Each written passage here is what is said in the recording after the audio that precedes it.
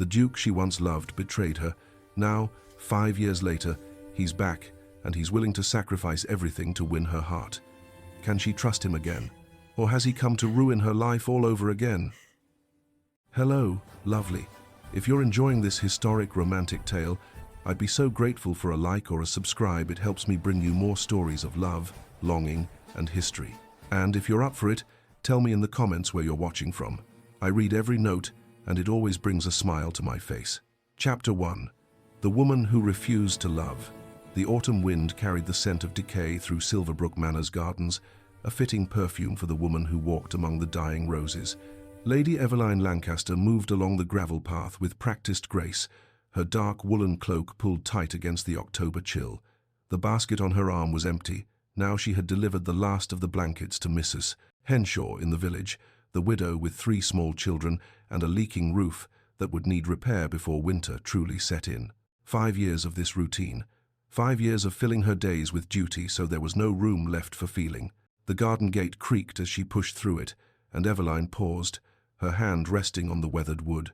These same roses had bloomed brilliantly once, their petals soft as silk, their fragrance sweet enough to make her dizzy with joy. Now they clung to withered vines, brown and brittle, refusing to let go even in death. She understood the impulse perfectly. "Eveline!" a young voice called out, bright with laughter. She turned to see Thomas and Margaret Fletcher, the blacksmith's son and the vicar's daughter, walking hand in hand along the road that bordered the manor grounds. They were recently engaged, their faces glowing with the kind of happiness that seemed to illuminate the grey afternoon. Thomas said something that made Margaret laugh, the sound carrying across the distance like bells. Eveline turned away sharply, pain lancing through her chest with such sudden intensity that she pressed her palm against her ribs. The gesture was automatic now, this physical response to witnessing joy she would never have again. She changed direction, moving toward the servants' entrance at the side of the manor. The main hall held too many memories, the grand staircase where she had descended in her finest gowns, the entrance where he had waited to escort her to balls and soirees, the very air thick with the ghost of who she used to be. The door opened before she reached it, and Martha appeared, her round face creased with the concern that had become her permanent expression over the past 5 years. "There you are, my lady," Martha said, reaching for the empty basket. "I was beginning to worry. The afternoon grows cold." "I'm quite well, Martha," Eveline replied, though they both knew it was a lie they'd been telling each other for half a decade. Inside, the manor was quiet, save for the distant sounds of the household staff going about their duties. Eveline removed her cloak, handing it to Martha, and moved toward the small sitting room she had claimed as her own. It was not the grand drawing room with its view of the rose gardens. That room had been locked since the day Alexander Hawke announced his engagement to another woman. "The post arrived while you were out," Martha said carefully, following Eveline into the sitting room. "And, my lady, I thought you should know. The dressmaker sent word. She's received the new fashion plates from London for the upcoming season." Eveline's hands, reaching for a vase of dried flowers on the side table, went completely still. "I have no need of fashion plates, Martha. You know I'm not going to London. But your father—" "My father cannot dictate where I spend my time," Eveline resumed, arranging the brittle stems, though her movements were more forceful now.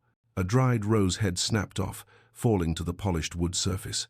"I am 26, not some girl fresh from the schoolroom who must parade about ballrooms seeking a husband." Martha was silent for a moment, and when she spoke again, her voice was gentle. "You cannot hide here forever, my lady." The words struck too close to truth. Eveline's fingers closed around another dried rose, and suddenly she was somewhere else entirely, standing in this very garden on a June evening, roses in full bloom, their perfume intoxicating in the warm air. Alexander's hand had caught hers, and he'd plucked the most perfect bloom, placing it carefully in her palm. "Every season with you will be eternal spring," he had whispered, his dark eyes holding promises she'd believed with her whole heart. She'd pressed that rose in her journal. It was still there, brittle and brown, a monument to her own foolishness. "My lady?" Martha's voice pulled her back to the present. "Are you quite well?" Eveline blinked, realizing she'd crushed the dried flower in her fist, its fragments falling like ash. "Yes, perfectly well." A knock at the door interrupted whatever Martha might have said next. Mrs. Davison, the housekeeper, appeared in the doorway, her expression apologetic. "Begging your pardon," Lady Eveline, but the Earl requests your presence in his study." Eveline's chest tightened. Her father's requests had become more frequent of late, and each conversation circled back to the same subject, her future, or rather, her lack of one. "Thank you, Mrs. Davison. Tell him I shall be there directly." As the housekeeper departed, Eveline caught sight of herself in the mirror above the mantelpiece. The woman staring back bore little resemblance to the girl she'd been at 21. Her chestnut hair was pulled back in a severe style, every strand controlled and contained. Her gown was a dark charcoal grey, not quite mourning, but close enough to signal to the world that she had removed herself from its pleasures. Her face, once quick to smile, had settled into an expression of cool composure that revealed nothing. She looked like a woman who had survived something, which, she supposed, was accurate enough. The walk to her father's study took her past the pianoforte in the music room. Dust motes danced in the afternoon light that slanted through the windows, settling on the instrument's closed lid. She hadn't played in 5 years. Music required feeling, and feeling led to pain. She found her father seated behind his mahogany desk, afternoon light casting shadows that seemed to emphasize how thin he'd become. Charles Lancaster, Earl of Silverbrook, had always been a robust man, broad-shouldered and vigorous. But lately, had it been months now, he seemed diminished somehow, as though life itself was slowly draining from him. "Ah, Eveline," he smiled, but even that seemed to cost him effort. "Please, sit." She took the chair across from him, folding her hands in her lap with practiced calm. But she noticed things she hadn't wanted to see. The tremor in his hands as he set down his pen, the medicine bottles lined up on the corner of his desk like soldiers, the handkerchief quickly tucked into his pocket that bore suspicious dark spots. "Father, you're unwell," she said, the words escaping before she could stop them. "You should be resting, not, 'I'm perfectly fine, my dear.'" He waved away her concern with the same gesture he'd used when she was a child afraid of thunderstorms. "A persistent cough. Nothing more. The doctor assures me it will pass." It was another lie they were telling each other, she realized. The manor seemed full of them lately. "I wanted to discuss the London season with you," he continued, and Eveline felt her spine stiffen. "I know you have refused to consider it, but—" "Father, please, we've had this conversation, and we shall have it again until you listen to reason." His voice was gentle but firm. "You cannot hide here forever, my dear. The world continues, even when hearts break. Your mother taught me that." The mention of her mother dead these 14 years, gone when Eveline was only 12, was a calculated move, and they both knew it. Catherine Lancaster had died bringing Eveline's brother into the world, and the baby had followed her within hours. The loss had devastated them both, but they had continued. Because one did, because there was no other choice. "I am not hiding," Eveline said, though her voice lacked conviction. "I am managing the estate, tending to our tenants, living a perfectly productive life. You are existing, not living. There is a difference." Her father leaned forward, his expression earnest. "I do not say this to cause you pain, Eveline, but you are 26. You should be dancing at balls, laughing with friends, building a life of your own. Perhaps even— No, the word came out sharper than she intended. "If you're suggesting marriage, I must respectfully decline. I have no interest in becoming some man's wife, some tool to be used for alliance or convenience. Not all marriages are made for such cold reasons. Your mother and I were fortunate." Eveline softened her tone. "But I have no desire to test fortune again." Her father studied her for a long moment, and she saw recognition in his eyes. He knew, of course. Everyone knew. The story of Lady Eveline Lancaster and the Duke of Hawk had been the scandal of the season 5 years ago, the young couple, so clearly in love, the expected engagement announcement, and then the shocking news that Alexander Hawke was to marry Lady Marianne Ashford instead. Society had whispered. Some pitied her. Others suggested she had failed to secure him properly. All of them had watched as she retreated from London, from society, from life itself. "There is another matter," her father said, his voice taking on a heaviness that made Eveline's pulse quicken. "The estate.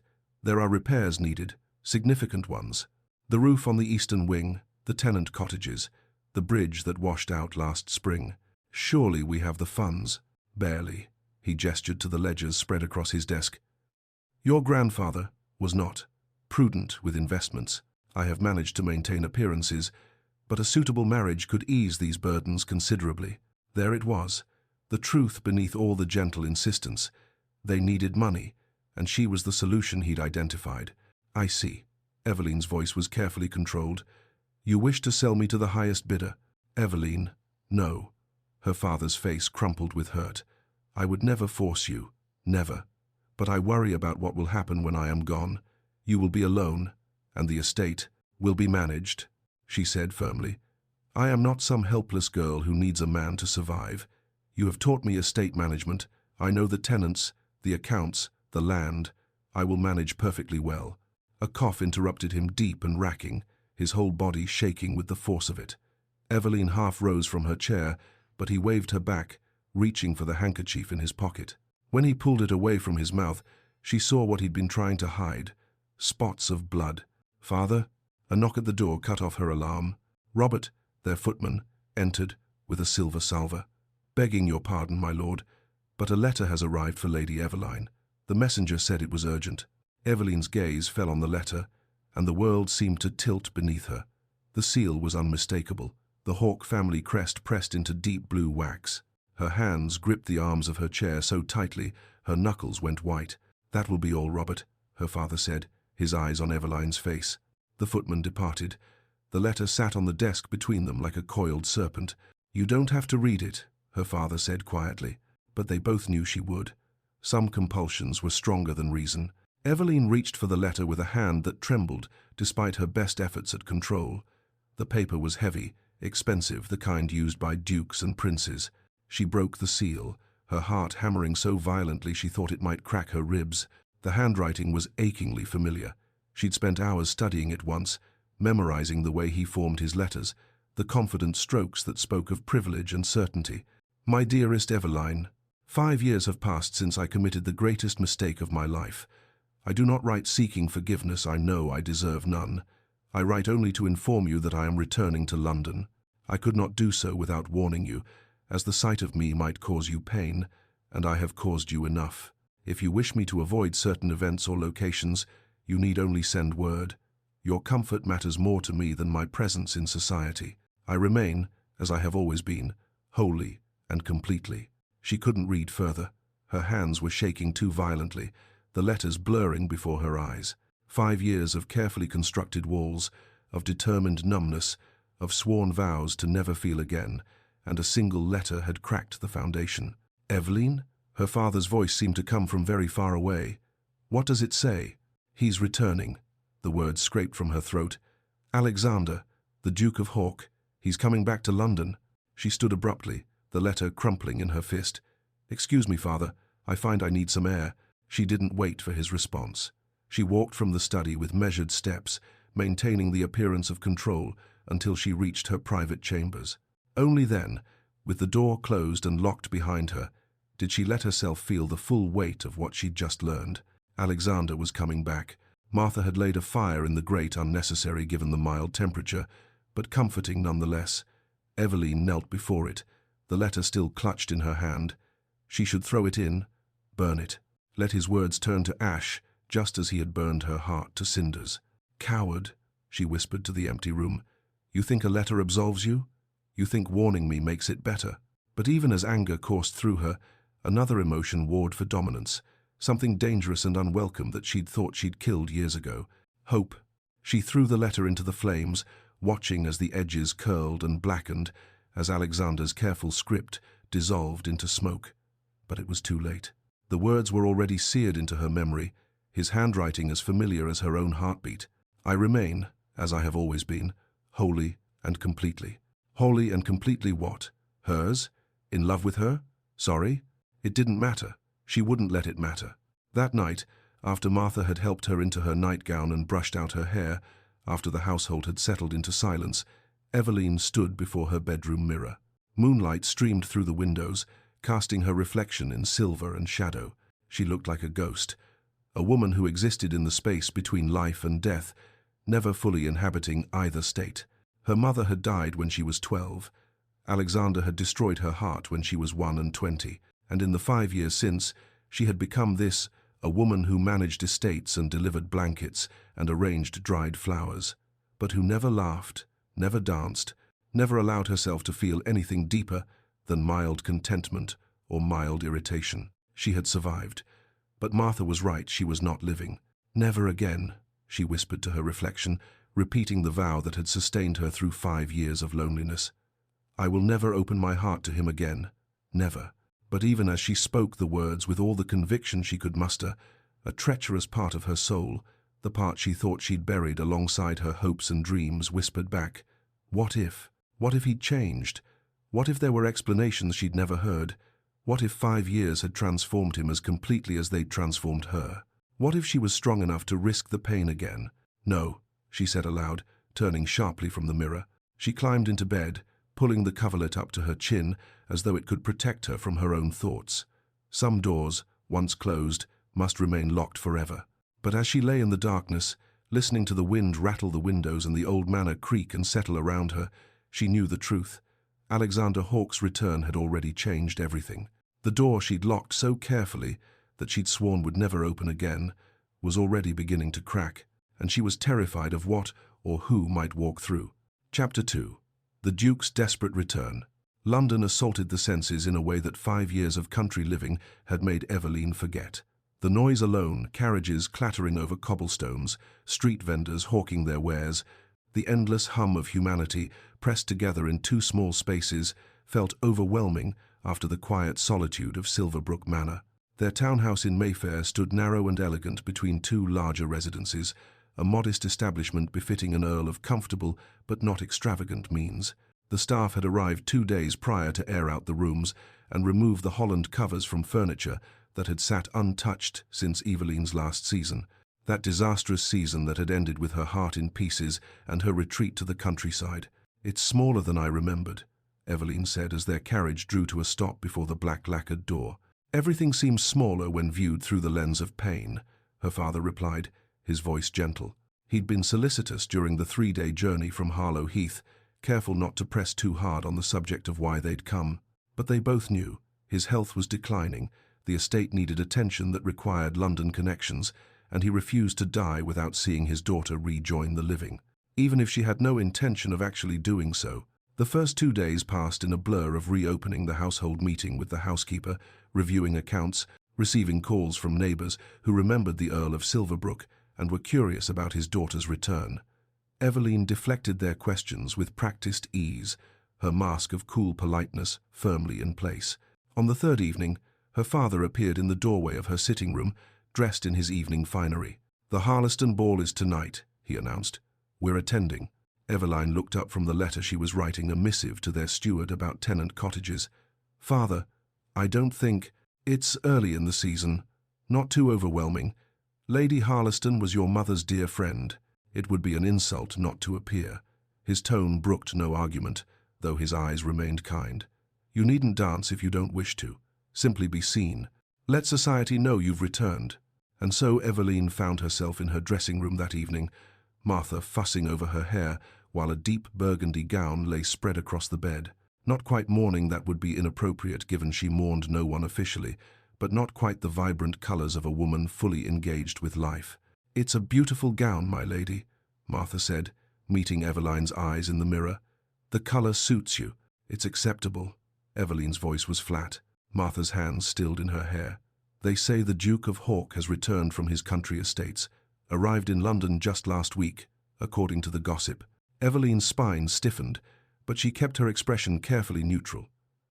London is full of dukes, Martha. I'm sure I can avoid one. Of course, my lady. But Martha's tone suggested she knew better.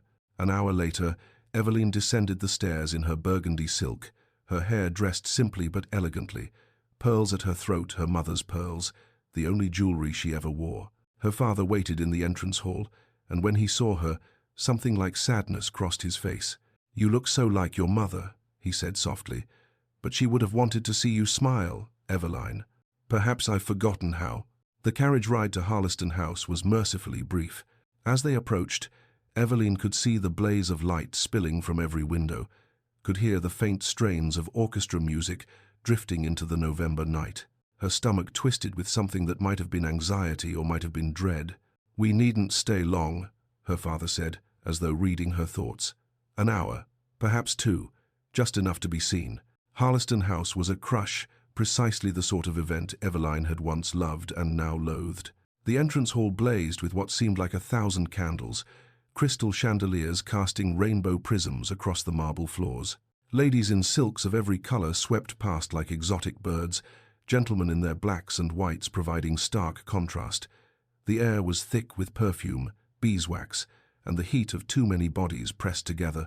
Eveline felt suffocated immediately. They were announced the Earl of Silverbrook and Lady Eveline Lancaster, and a ripple of interest moved through the nearby guests. She felt their eyes, heard the whispered speculations. That's her, the one the Duke of Hawk jilted. I heard she went quite mad with grief. 5 years in the country, can you imagine? She lifted her chin and moved through the crowd as though she heard nothing, felt nothing. The ballroom was even more overwhelming, a sea of swirling dancers, the orchestra playing a waltz that tugged at memories she'd tried to bury. She made her way to the periphery, positioning herself near a cluster of potted palms where she might observe without being expected to participate. Eveline? Eveline Lancaster? She turned to find a woman approaching, her face alight with genuine pleasure. It took Eveline a moment to place her, Beatrice Thornton, though the surname would be different now. They'd been friends once, before everything fell apart. Beatrice. Eveline managed a small smile. It's been a long time. 5 years.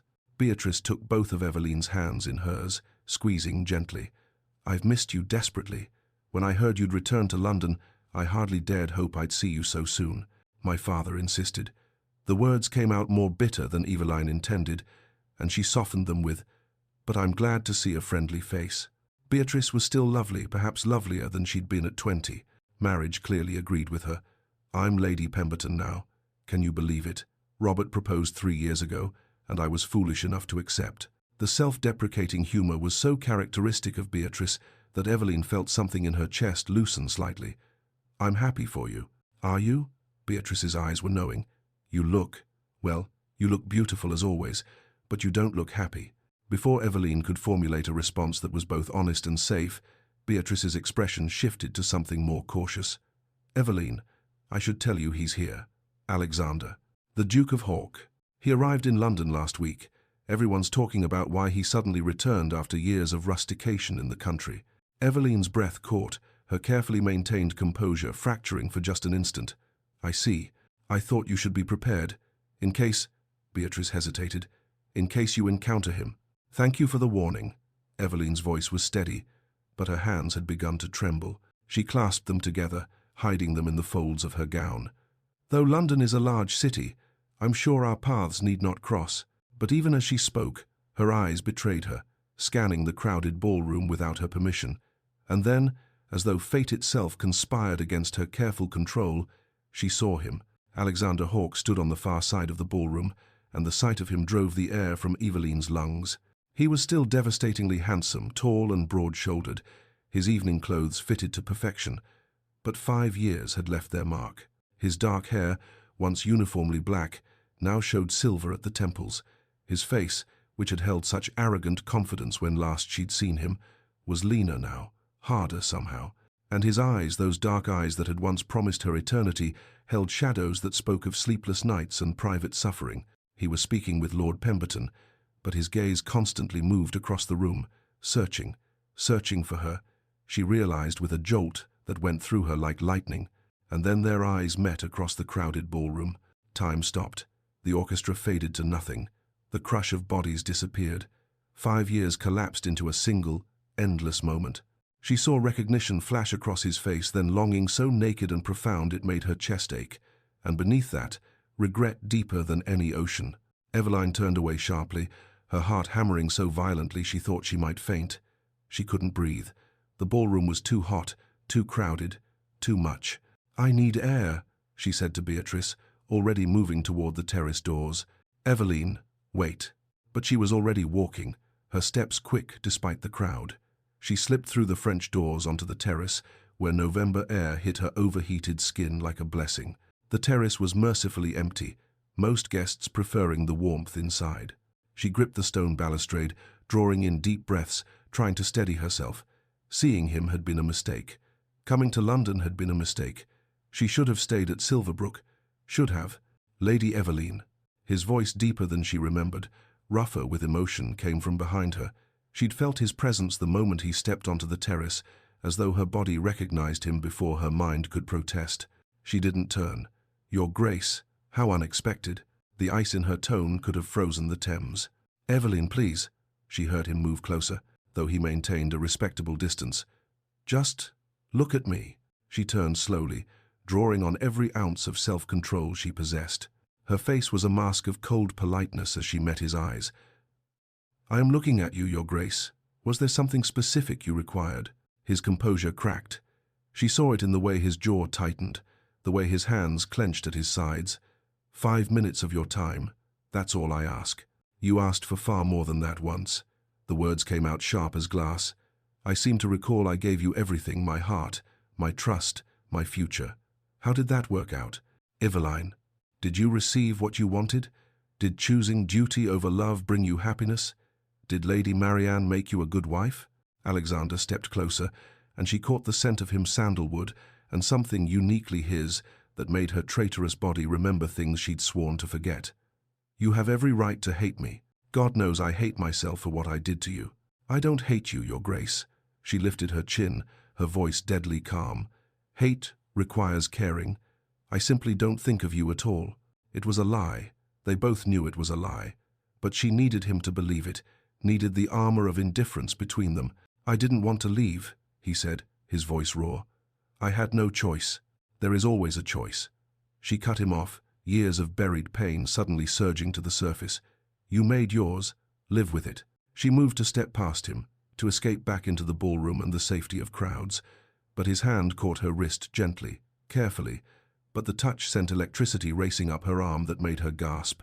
"Please, Eveline, let me explain. There are things you don't know. Things I couldn't tell you then, but—" She wrenched her wrist free, and immediately her skin felt cold where his fingers had been. "I know everything I need to know. You chose duty over love. You chose your family's expectations over me. You made your choice devastatingly clear when you announced your betrothal to Lady Marianne without even the courtesy of telling me first." Her voice broke despite her best efforts. "I learned of it at a ball, Your Grace, exactly like this one, from pitying whispers and knowing looks, from watching other ladies' faces fill with sympathy while they wondered what was wrong with me that I couldn't secure you." Alexander's face drained of all color. "God, Eveline, I tried to tell you. I sent letters. I came to your house, but you wouldn't receive me. And I burned your letters, just as you burned my heart." She felt tears threatening and forced them back through sheer will. "Did you expect me to read your excuses, your justifications for destroying me? Eveline, your father is looking for you." Beatrice's voice cut through the tension. She stood in the terrace doorway, her expression sympathetic but firm. Eveline had never been more grateful for an interruption. "Thank you, Lady Pemberton." Eveline smoothed her skirts with hands that shook only slightly. "I was just coming inside." "Eveline, wait." Alexander's voice was desperate now. "I won't give up. I can't. Not when I've finally found the courage to fight for what I should have fought for 5 years ago." She turned back to look at him one last time. In the moonlight, he looked haunted, a man carrying the weight of his mistakes like stones around his neck. "Then you'll be fighting alone, Your Grace." Her voice was quiet but final. "Good evening." She walked past Beatrice into the ballroom, her spine straight and her head high, but inside she was shattering all over again. The carriage ride home was silent until her father said gently, "I saw you speaking with the Duke of Hawk." "It was nothing." Eveline kept her voice steady. "A brief exchange of cold pleasantries. He looked at you the way I once looked at your mother." Her father's voice held a knowing sadness. "With the eyes of a man who knows he's lost the only thing that matters, then he should look elsewhere." Eveline's hands twisted in her lap. "That door is closed." But her hands were shaking, and her father noticed. He said nothing, only placed his hand over hers in quiet comfort. Back in her bedroom, Martha helped her undress in silence, sensing her lady's need for quiet. When Eveline was finally alone in her nightgown, the door locked and the world shut out. She allowed the mask to crumble. She sank onto her bed, pressing her palm to her chest where her heart raced painfully. She could still feel where his fingers had circled her wrist the first time he'd touched her in 5 years. The sensation burned like a brand, marking her skin as surely as his abandonment had marked her soul. "I don't think of you at all," she had said. The greatest lie she'd ever told. Because the truth, the terrible, inescapable truth was this. She had thought of him every single day for 5 years, in her waking hours and in her dreams, in her anger and in her grief. In the moments when she looked at her reflection and saw a ghost instead of a woman, she had built her entire life around not feeling, around protecting herself from the pain of loving Alexander Hawke. And seeing him again, seeing the regret in his eyes, hearing the raw emotion in his voice, feeling his touch on her skin, had unleashed every carefully buried feeling she'd sworn was dead. Eveline reached for her pillow, buried her face in it, and finally allowed herself to weep. For the girl she'd been, for the love she'd lost, for the 5 years she'd spent existing instead of living, and for the terrifying realization that despite everything, despite the pain and the betrayal and the carefully constructed walls around her heart, some traitorous part of her still loved Alexander Hawke. God help her, but she still loved him. Chapter 3. The Truth Unveiled. Morning light filtered through the lace curtains of the breakfast room, casting delicate patterns across the polished mahogany table. Eveline sat with a cup of tea growing cold before her, a letter from the estate steward lying unread in her lap. She had been staring at the same paragraph for 10 minutes, the words refusing to coalesce into meaning. Her mind was elsewhere. It had been elsewhere for the past week, ever since the Harleston ball. Alexander had been everywhere, or perhaps she had simply become hyper-aware of his presence. At Lady Pemberton's musicale, standing near the windows while she sat in the back row. At the theatre, his box directly across from theirs, his gaze finding her during intermission. At the exhibition at Somerset House, maintaining a respectful distance but always watching. He never approached, never forced conversation, but she felt the weight of his attention like a physical thing, pressing against the carefully constructed walls around her heart. "My lady," Martha appeared in the doorway, her expression concerned. "You've hardly touched your breakfast." "I'm not hungry." Eveline set down the letter, abandoning any pretense of productivity.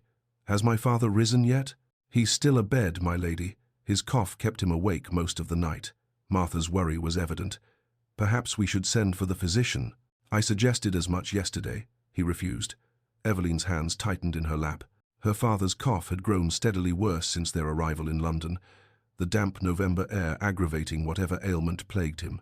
But he dismissed her concerns with the same stubbornness that had brought them to London in the first place. "A card has arrived for you, my lady." Martha produced a small envelope from her pocket. "Hand-delivered this morning." Eveline took it with a sense of foreboding that proved justified the moment she saw the name. Lady Catherine Hawke. Her breath caught. Catherine, Alexander's younger sister. They had been friends once, before everything fell apart, not close friends, perhaps, but friendly enough. Catherine had been only 17 when the scandal broke, still in the schoolroom, and Eveline had neither seen nor heard from her in 5 years. "Lady Catherine Hawke requests the honour of calling upon Lady Eveline Lancaster this afternoon, if it would be convenient." Eveline should refuse. Every instinct of self-preservation screamed at her to send a polite declination, but curiosity, that dangerous, compelling thing, won out over caution. "Send word that I will receive Lady Catherine at 2 o'clock, she told Martha. The hours until Catherine's arrival passed with excruciating slowness. Eveline changed her gown 3 times before settling on a simple day dress in dove grey. She ordered tea prepared, then countermanded the order in favour of sherry, then changed her mind again. By the time Martha announced Lady Catherine's arrival, Eveline's nerves were strung tight as piano wire. Catherine Hawke had grown from a girl into a woman in 5 years. She entered the drawing room with a quiet grace, her warm brown eyes so unlike Alexander's dark intensity. Where the Dowager Duchess of Hawke had always been cold and aristocratic, Catherine radiated genuine warmth. She was dressed simply but elegantly, and her hands twisted nervously in her gloves. "Lady Eveline," Catherine curtsied, her voice soft. "Thank you for receiving me. I wasn't certain you would." "Lady Catherine," Eveline gestured to the settee. "Please sit. Will you take tea?" They observed the rituals of politeness, tea poured, pleasantries exchanged about the weather and the season, but tension hummed beneath the surface, and finally Catherine set down her cup with a decisive clink. "I know you have no reason to receive me kindly," she said, meeting Eveline's eyes directly. "My family destroyed your happiness." "Your brother destroyed it," Eveline corrected, her voice cool. "You owe me no apology." "But I owe you the truth." Catherine leaned forward, earnestness in every line of her body. Alexander wouldn't want me to tell you he believes he should suffer your hatred as penance, but I cannot watch two people I love remain in pain because of a misunderstanding. Eveline's spine stiffened. There was no misunderstanding. He chose Lady Marianne. He announced his engagement. The facts are clear. The facts, yes, but not the truth behind them. Catherine drew a deep breath. 5 years ago, my father lay dying of consumption. Alexander was courting you, he told me. He planned to propose after the Devonshire ball. He was happier than I'd ever seen him. A memory flashed unbidden. Alexander in the garden at Silverbrook, moonlight in his hair, promising her eternal spring. Eveline pushed it away. Then father summoned Alexander to his bedside. Catherine continued. I wasn't in the room, but I heard them shouting. Father's voice carried through the entire house, even as weak as he was. You will marry Lady Marianne Ashford, he said, uniting our estates, or I will disinherit you and leave Catherine without dowry or protection. The Hawke legacy will end in disgrace. Eveline's hands stilled on her teacup. Alexander tried to refuse. I heard him say, Father, I love another. But father, Catherine's voice broke slightly. Father said love was a luxury our family couldn't afford. Duty before all, he told Alexander, or you are no son of mine. The drawing room felt suddenly airless. Eveline set down her tea before her trembling hands could betray her. Alexander resisted for 3 days, Catherine said. He barely slept. I would hear him pacing in his rooms at night. But father's condition worsened. He began saying he would die without reconciling with Alexander, that he would curse him from the grave if he defied him. And your mother, Eveline's voice came out hoarse, sided with father. She always did. Bitterness crept into Catherine's tone. She told Alexander he was selfish, that he would ruin my life, my prospects, my future for his own desires. She said, what kind of man would sacrifice his sister's happiness for a passing fancy? A passing fancy. The words tasted like ash. Is that what I was to her? You were everything to Alexander. But mother, Catherine shook her head. Mother has never understood love. Hers was an arranged marriage. She believes all marriages should be the same. Catherine's eyes filled with tears. Alexander came to my room one night. He looked destroyed. He said, I can bear father's disappointment. I can even bear being cut off. But I cannot let you suffer for my happiness. You're 19, Catherine. You deserve a season, a future. I won't let them take that from you because I chose to follow my heart. Eveline closed her eyes, but that only made it worse. She could picture it too clearly. Alexander, young and trapped, choosing between impossible options. He sacrificed his happiness for mine, Catherine whispered. He wrote to you, tried to explain, but you'd already heard the announcement. Mother insisted on making it public immediately, before Alexander could change his mind. I learned of it at the Worthington ball, Eveline said quietly, from Lady Ashford herself. She looked so triumphant when she told me her daughter had secured the Duke of Hawke. I'm so sorry. Catherine reached across the space between them, though she didn't quite touch Eveline's hand. The engagement was announced, and Lady Marianne was satisfied. She wanted the title, the prestige. But Alexander was a ghost. He went through the motions, but anyone with eyes could see his heart wasn't in it. How long? Eveline heard herself ask. How long was he engaged to her? 8 months. Father died in March. His last words to Alexander were, You did your duty. The Hawke name is secure. Catherine's voice hardened, as though that was all that mattered, as though Alexander's heart was a small price to pay for the family legacy. And then, Alexander dissolved the engagement 2 weeks after father's funeral. Eveline's head snapped up. He what? He ended it, immediately. Lady Marianne was furious. She'd already been planning the wedding, ordering her trousseau. She tried to sue for breach of promise. Alexander paid her off with a substantial sum to avoid scandal, and sent her to Paris with enough money to establish herself in society there. The world tilted beneath Eveline's feet. I didn't know. No one said. Alexander made sure it was handled quietly. He didn't want more scandal. Catherine's voice softened. He spent the next 5 years managing father's debts, and there were many, though we hadn't known the extent, and restoring the estates father had neglected. He tried to write to you, multiple times. I returned his letters unopened. Shame burned in Eveline's throat.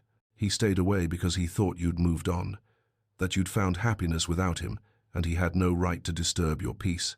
Catherine met Eveline's eyes. Then, last month, he encountered an old friend who mentioned you'd never married. that you'd withdrawn from society completely. That's when he realized. Realized what? That he'd broken you, just as surely as you'd broken him. Catherine's voice was gentle. He couldn't bear it anymore, Eveline. He had to try to make amends, even if you could never forgive him, even if the best he could hope for was your indifference instead of your hatred. Eveline sat in stunned silence, her mind racing to reorder 5 years of assumptions. The villain of her story, the man who had chosen duty over love, who had destroyed her without a second thought, had never been a villain at all. He had been trapped, cornered, forced to choose between impossible options, and he had spent 5 years suffering as much as she had. "I don't expect you to forgive him," Catherine said, rising from the settee. "I don't expect you to love him again. I just wanted you to know. He loved you. He never stopped. The choice he made wasn't about not loving you, it was about loving his family too much to let them be destroyed." After Catherine left, Eveline sat alone in the drawing room as shadows lengthened and afternoon gave way to evening. Everything she had believed, every assumption that had shaped the past 5 years, lay shattered around her like broken glass. She had been so certain, so righteous in her anger, and she had been so wrong. That afternoon, desperate to escape the confines of the townhouse and her own spiraling thoughts, Eveline walked to Hyde Park. The November air was crisp, the trees nearly bare of leaves. She walked without direction, Catherine's words echoing in her mind. "He sacrificed his happiness for mine. He loved you. He never stopped." She was so lost in thought that she didn't see the figure ahead of her until she nearly collided with him. "Forgive me. I wasn't watching." Alexander's voice cut off abruptly as recognition dawned. "Eveline." They stood frozen on the path, alone in this less-traveled section of the park. His eyes searched her face with an intensity that made her breath catch. "Your sister visited me today," Eveline said, the words escaping before she could consider them. Alexander's face drained of color. "Catherine, what did she—" He stopped, closing his eyes briefly. "She told you. Why didn't you tell me yourself? That first night at the ball? Because it sounds like an excuse." His voice was raw. "Because I made a choice, whatever my reasons, and you suffered for it. Because I don't deserve your understanding, let alone your forgiveness." Silence fell between them, heavy with 5 years of pain and misunderstanding. "You could have told me," Eveline said quietly. "Trusted me. We could have faced it together."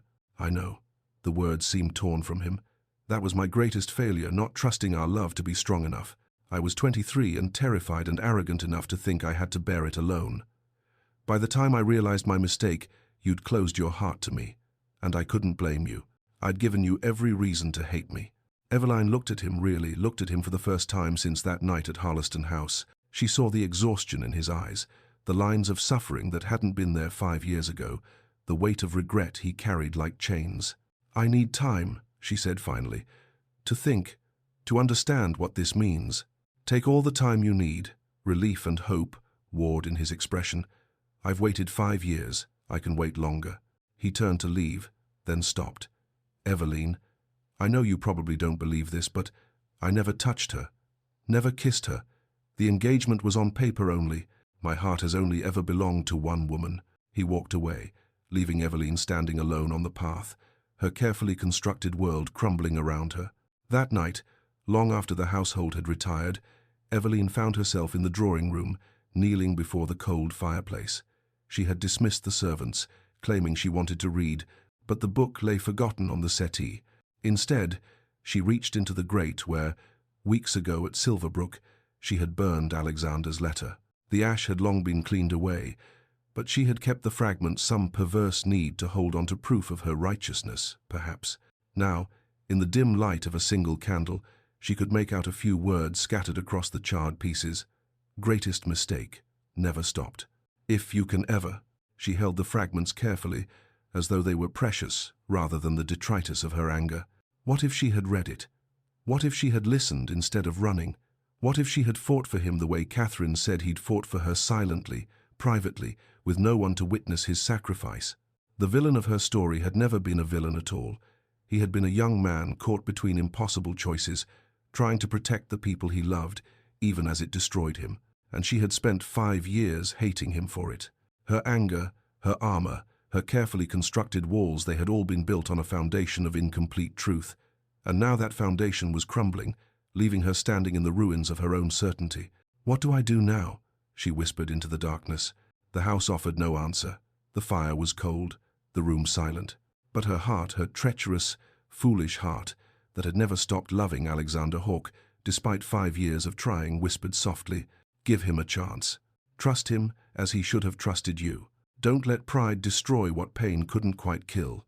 Eveline closed her eyes, the fragments of ash still cradled in her palms, and allowed herself to feel the full weight of what she'd learned. Alexander had loved her, had never stopped loving her. And perhaps it wasn't too late to find their way back to each other. Chapter 4. Shadows and Schemes. 2 weeks had passed since Catherine's revelation, and London had begun to whisper. The Duke of Hawke and Lady Lancaster, seen together at Lady Pemberton's musicale. His Grace accompanied Lady Eveline to the botanical exhibition. They attended the theatre with her father as chaperone, naturally, but still. Eveline heard the whispers, saw the speculative glances. Society, ever hungry for romance, had seized upon their cautious reconnection with gleeful interest. Were they courting? Would there be an engagement? Had the Duke finally come to his senses? She tried not to care what they said, tried to focus instead on the fragile thing growing between herself and Alexander, tentative as spring's first shoots, easily crushed but stubbornly persistent. They had established a truce of sorts. Polite conversations at gatherings, careful distance maintained, propriety observed. But something was shifting, rebuilding itself brick by careful brick. "You're smiling," Beatrice observed one afternoon as they sat in her drawing room awaiting the other guests for an intimate gathering. "I haven't seen you smile like that in years." Eveline touched her lips, surprised to find them curved upward. "Was I?" "You were thinking of him." Beatrice's tone was knowing but kind. "It's written all over your face." Before Eveline could formulate a denial, Alexander arrived with several other guests. Their eyes met across the room, and something warm unfurled in her chest, something she'd thought long dead. The gathering was small, perhaps a dozen people, the conversation turning naturally to books and poetry. Eveline found herself drawn into a discussion of Gothic novels, with Alexander standing near enough that she could catch the scent of sandalwood that always clung to him. "I confess I never understood the appeal," Lord Pembroke was saying. "All those crumbling castles and mysterious monks. Surely real life provides sufficient drama." "But that's precisely the point," Eveline countered, animated in a way she hadn't been in years. "The Gothic allows us to explore fears and desires that polite society forbids us to acknowledge. The heroine trapped in the castle is every woman who has felt constrained by society's expectations." "Well argued, Lady Eveline," Alexander said quietly, and there was something in his voice that made her pulse quicken. "I recall you were always passionate about Mrs. Radcliffe's work." She turned to him, surprised. "You remember that?" "I remember everything." The words were soft, meant only for her ears. Then, with a slight smile, "Though I confess I attempted to read The Mysteries of Udolpho once, hoping to better understand your fascination, I found it delightfully absurd." Eveline laughed, actually laughed, the sound startling even to her own ears. "You didn't." "I did. Made it halfway through before admitting defeat, though I appreciated the commitment to atmospheric gloom." His eyes crinkled with genuine humor. "Emily spent rather a lot of time fainting, as I recall. She was in distressing circumstances. She was in a castle, with meals provided. I've endured worse."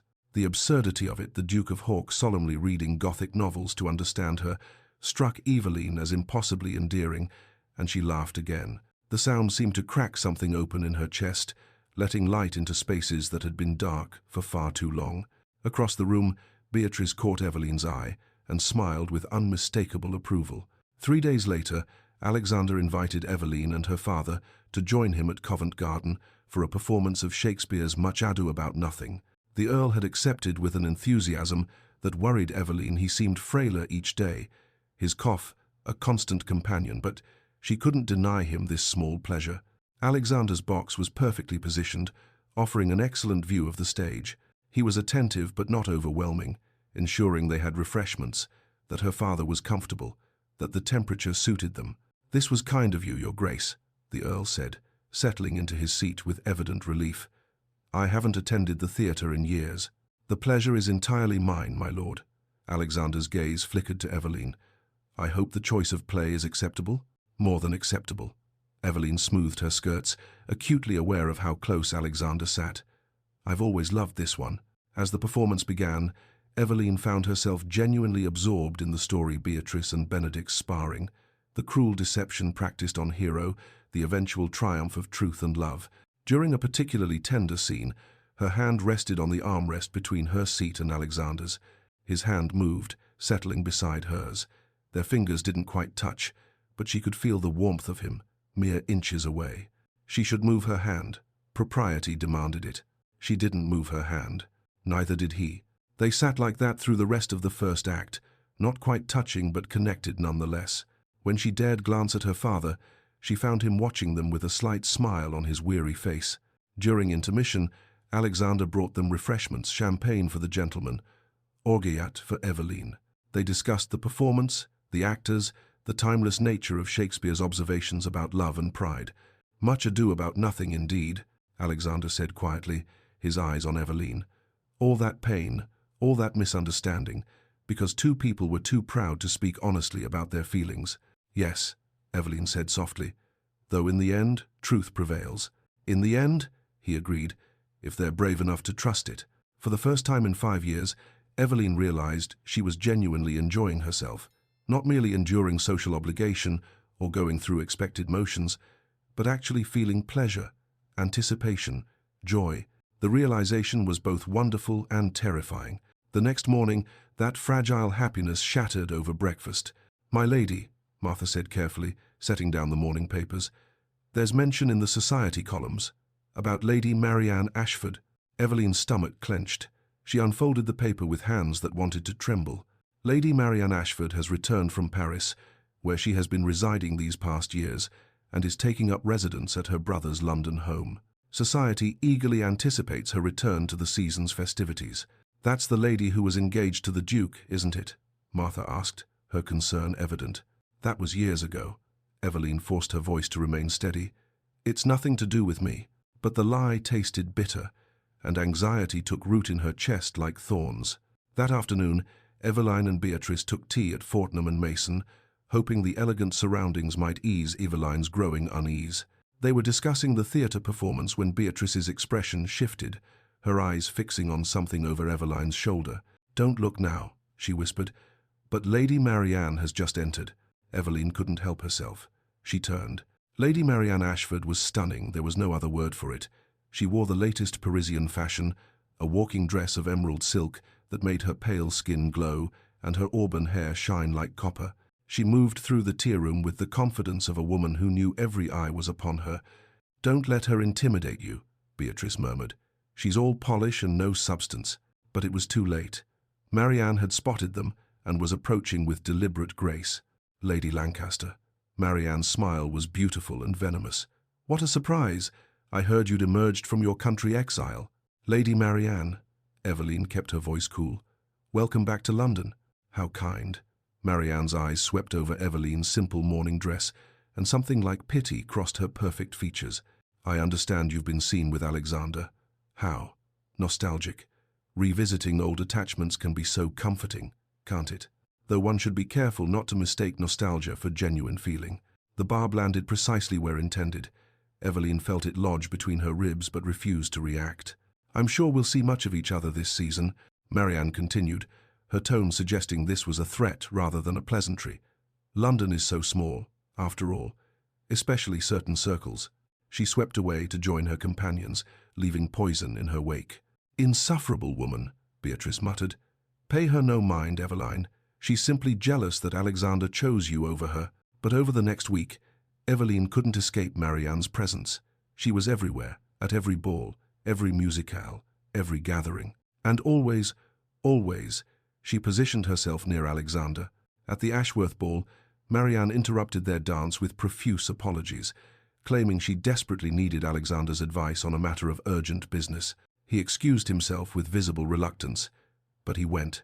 At a garden party, Marianne's voice carried across the lawn. "Do you remember when Alexander and I were engaged? Such lovely parties we attended together. He was always so attentive. She never did anything overtly scandalous. She was too clever for that." But each small interaction planted seeds of doubt in Eveline's mind, made her feel like an outsider to a life that Alexander and Marianne had once shared. 10 days after Marianne's return, Eveline sought refuge in Hatchard's bookshop, that sanctuary of quiet and literature. She was browsing the shelves when she heard voices from the next aisle, voices she recognized with a start. "Marianne, I've told you repeatedly." Alexander's voice was tight with frustration. "Darling, don't be stubborn." Marianne's tone was honeyed persuasion. "We were so good together once. Your family approved of me. Society expected us to marry. That little interlude with Lady Lancaster was just youthful fancy." Eveline froze, her hand still on the book she'd been reaching for. "It wasn't a fancy." Alexander's voice was firm, almost angry.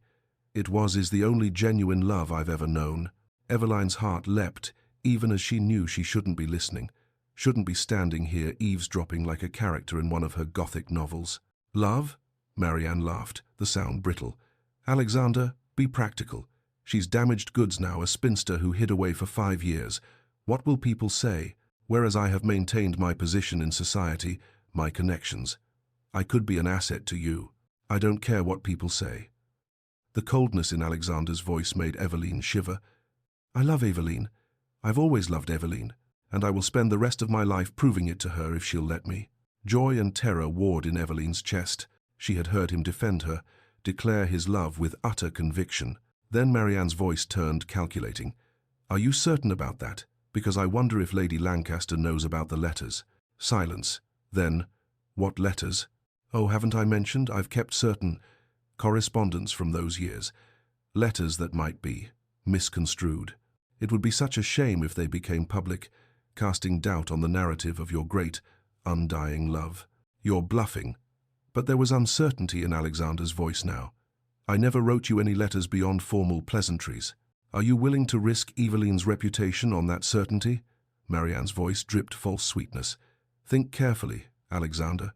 You have until week's end to reconsider my offer of renewed acquaintance. Otherwise, I'll have no choice but to share these interesting documents with the right people." Eveline's heart hammered. She needed to leave, to think, too. She slipped from the shop before they could discover her presence, her mind spinning. Alexander loved her, she had heard him say it, heard the conviction in his voice. But what were these letters? What hold did Marianne truly have over him? That evening, alone in her room, Eveline wrestled with herself. She wanted to trust Alexander. Catherine's story, his actions over the past weeks, everything pointed to his sincerity. But 5 years of pain had taught her caution. What if there was more to the story? What if she was being foolish again, opening her heart only to have it shattered? She made a decision. She needed to speak with Alexander directly, to understand what Marianne was threatening. She penned a note in her careful hand. "We need to speak privately. Tomorrow at Hyde Park, the old meeting place. E." She sent it that evening and waited for a reply. None came. The next afternoon, Eveline went to their old meeting spot, a secluded bench overlooking the Serpentine, where they had spent so many afternoons 6 years ago, young and in love and certain of their future. She waited for an hour, her hope slowly curdling into hurt and confusion. Had he received her note? Was he avoiding her? Had Marianne's threats changed his mind? Finally, cold and disappointed, she returned home. That evening, she attended Lady Hartwell's soirée only because her father insisted. Her heart wasn't in it, her mind still circling the unanswered questions. Then Alexander arrived, late, looking stressed and distracted. Relief flooded through her. She could speak with him now, could clear this up. But before she could approach, Marianne intercepted him near the entrance. From across the room, Eveline watched them speaking intently. Marianne's hand touched Alexander's arm, lingered there. She leaned close, her lips near his ear, the picture of intimacy. Alexander's face was tight with anger, but to anyone watching, to Eveline watching, it looked like reconciliation, like intimacy, like everything she feared. The familiar ache of heartbreak bloomed in her chest, stealing her breath. She couldn't bear it, couldn't stand here watching him with Marianne, couldn't face the possibility that she had been foolish enough to trust again. Eveline slipped from the soirée, claiming a headache. In her carriage, she pressed her hand to her chest, feeling the walls she had so carefully dismantled trying to rebuild themselves. "I was right the first time," she whispered into the darkness. "Opening my heart again was a mistake." But even as she said it, she knew it wasn't true. The pain she felt wasn't the dull ache of an old wound. This was fresh, sharp, immediate, which meant she was vulnerable again, which meant her heart, despite all her vows and all her caution, had already opened, and that terrified her more than anything. Across London, Alexander finally escaped Marianne's clutches, her threats, her manipulations, her poisonous presence. Exhausted and furious, he returned home to find Eveline's note waiting on his desk, delivered yesterday but somehow buried under other correspondence. He read her words with growing horror, checked the time. She had been at Hyde Park hours ago, had waited for him, had left believing he'd ignored her. He cursed, crumpling the note in his fist. Marianne. It had to be Marianne who had interfered with his correspondence, who had ensured this misunderstanding. The distance between himself and Eveline, mere miles across London, might as well have been an ocean. And somewhere in Mayfair, Lady Marianne Ashford smiled into her mirror, satisfied with a day's work well done. Chapter 5. The Confrontation. Lancashire Hall blazed with light on this first Friday of December, every window illuminated, every chandelier sparkling like captured stars. The annual Lancashire Ball was the event of the season, an extravagant affair that drew hundreds of London's elite to admire the famous portrait gallery, marvel at the soaring ceilings adorned with Italian frescoes, and dance beneath crystal chandeliers that had hung in the hall for 3 generations. Eveline arrived with her father, who looked frailer than ever despite his insistence on attending. His cough had worsened throughout the week, each fit seeming to drain more life from him, but when she'd suggested he rest at home, he'd fixed her with a look that reminded her of the man he'd been before illness diminished him. "I won't miss this," he'd said simply. "Not when my daughter is finally living again." She hadn't understood what he meant until Martha had helped her dress and she'd caught sight of herself in the mirror. The gown was deep sapphire silk, rich and vibrant, the first true color she'd worn in 5 years. She had chosen it unconsciously, her hand reaching for it without thought. Only now, standing in Lancashire Hall's glittering entrance, did she understand what it signified. She was no longer in mourning. Not for her lost love, not for her broken heart, not for the woman she'd been before. Alexander destroyed her. She was ready to live again, even if it terrified her. The ballroom was a crush of silk and jewels, perfume and candlelight. Eveline's hand rested on her father's arm as they navigated through the crowd, nodding to acquaintances, accepting greetings from those who'd watched her return to society with fascinated interest. "There's Lady Pemberton," her father said, gesturing toward where Beatrice stood with her husband. "Shall we?" Eveline. The voice stopped her heart. She turned to find Alexander standing 10 feet away, the crowd parting around him as though even London society recognized something momentous was unfolding. He looked devastated and desperate in equal measure. His evening clothes were impeccable as always, but his eyes, those dark eyes that haunted her dreams, were shadowed with exhaustion and something that looked like fear. "Your Grace." Her voice came out steadier than she felt. "I've been trying to reach you all week." He took a step closer, then stopped, as though remembering propriety. "I sent notes. I called at your townhouse. I wasn't receiving visitors." The words were cool, but her heart hammered traitorously. Before Alexander could respond, the crowd shifted and Eveline lost sight of him. Bodies pressed between them, ladies in their elaborate gowns, gentlemen seeking refreshment, the constant movement of a London ball.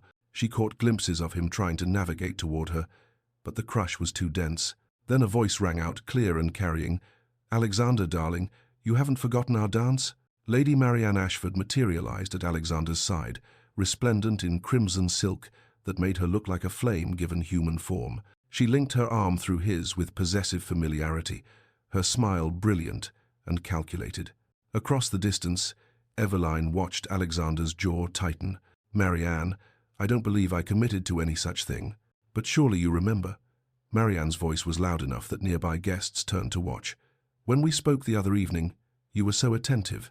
I naturally assumed." She trailed off with a pretty laugh that suggested intimate understanding. Several matrons exchanged knowing glances.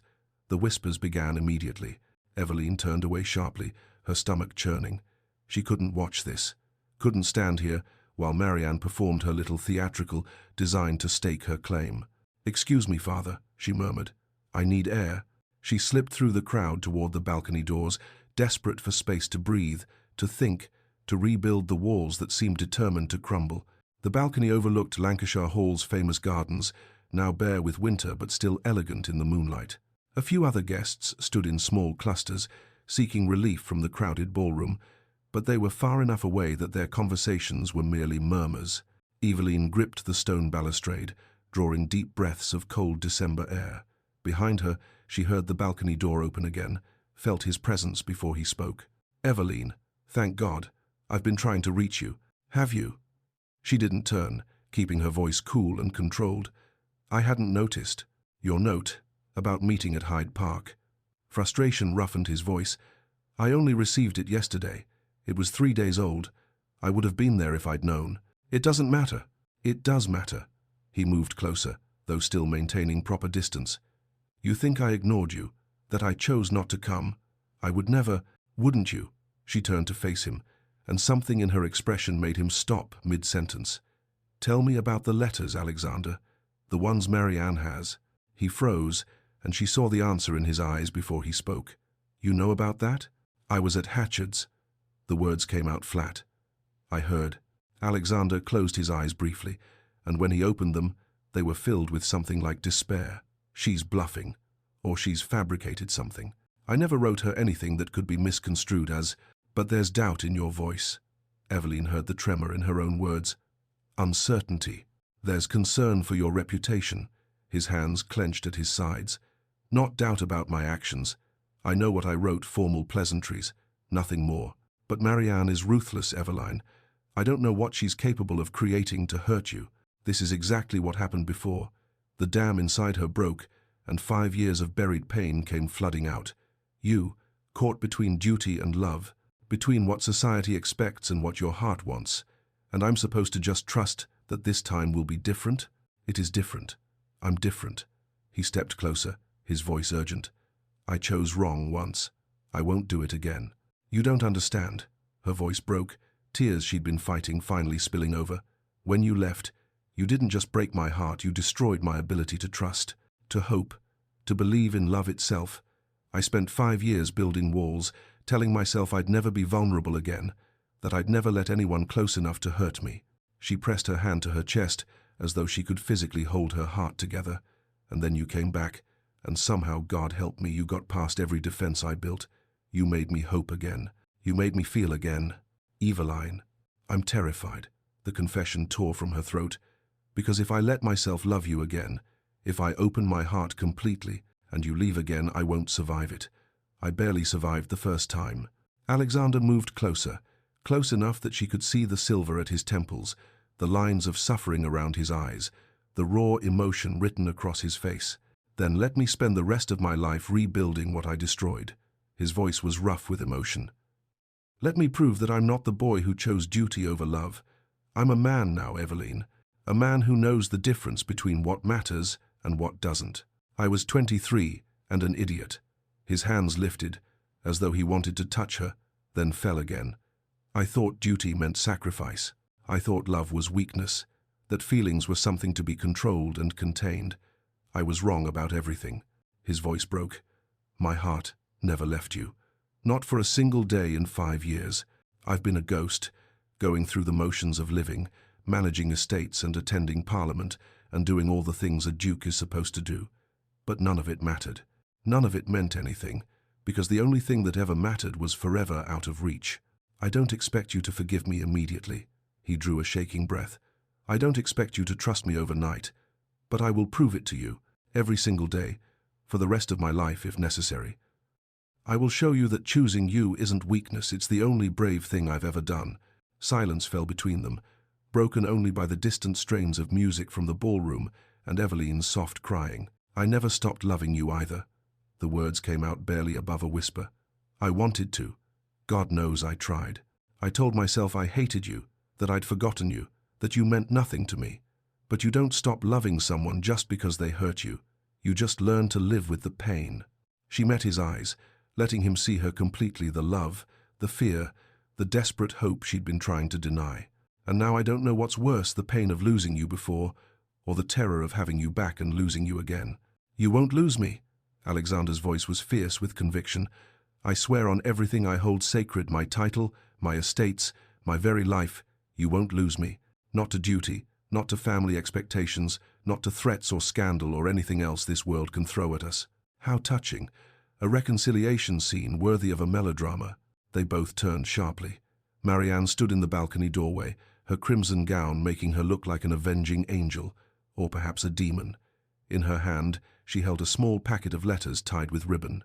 "But before this goes any further," she continued, her voice dripping false sweetness, "perhaps Lady Lancaster should see these."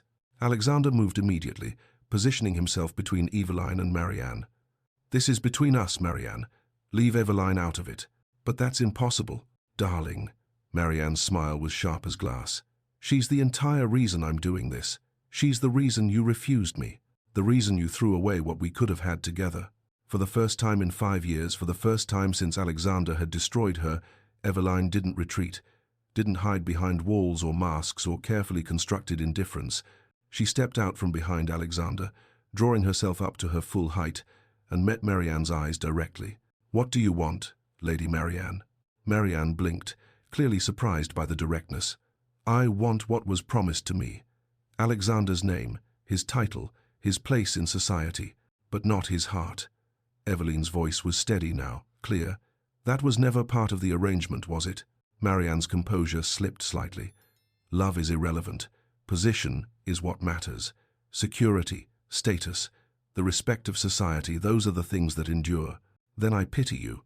The words were sincere, not cruel, because I'd rather have one moment of genuine love than a lifetime of empty position.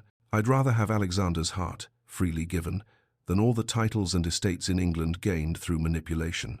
She turned to Alexander, and something shifted in her chest, something that felt like courage, like strength, like the woman she'd been before pain taught her to hide. "Whatever is in those letters, we'll face it together. I'm done running. I'm done hiding. I'm done letting fear make my choices for me." Alexander looked at her as though she'd handed him the world. Then he turned to Marianne, and his expression hardened. "Do your worst. Publish whatever fabrications you have. Ruin my reputation if you must. Drag my name through every scandal sheet in London." His voice rang with conviction. "I don't care. Because standing here with Eveline, choosing love over fear, choosing honesty over propriety, this is the first genuine thing I've done in 5 years." He turned back to Eveline, offering his hand. "I choose you.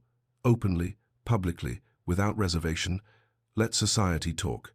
Eveline placed her hand in his, and the touch sent warmth flooding through her, melting the last frozen corners of her heart. They stood together, united, and Marianne saw defeat in their joined hands. "You'll regret this," she hissed. "Both of you. Society will. We'll do what society always does," Alexander said calmly. "Talk for a fortnight and then move on to the next scandal. But Eveline and I will still be together. That's what matters." Marianne's face twisted with fury. She spun on her heel and stormed from the balcony, the letters still clutched in her hand. But her power was broken. Without Alexander's fear to feed on, her threats were empty. Several guests who had witnessed the scene from nearby whispered to each other, but Eveline found she didn't care. Let them talk. Let them speculate.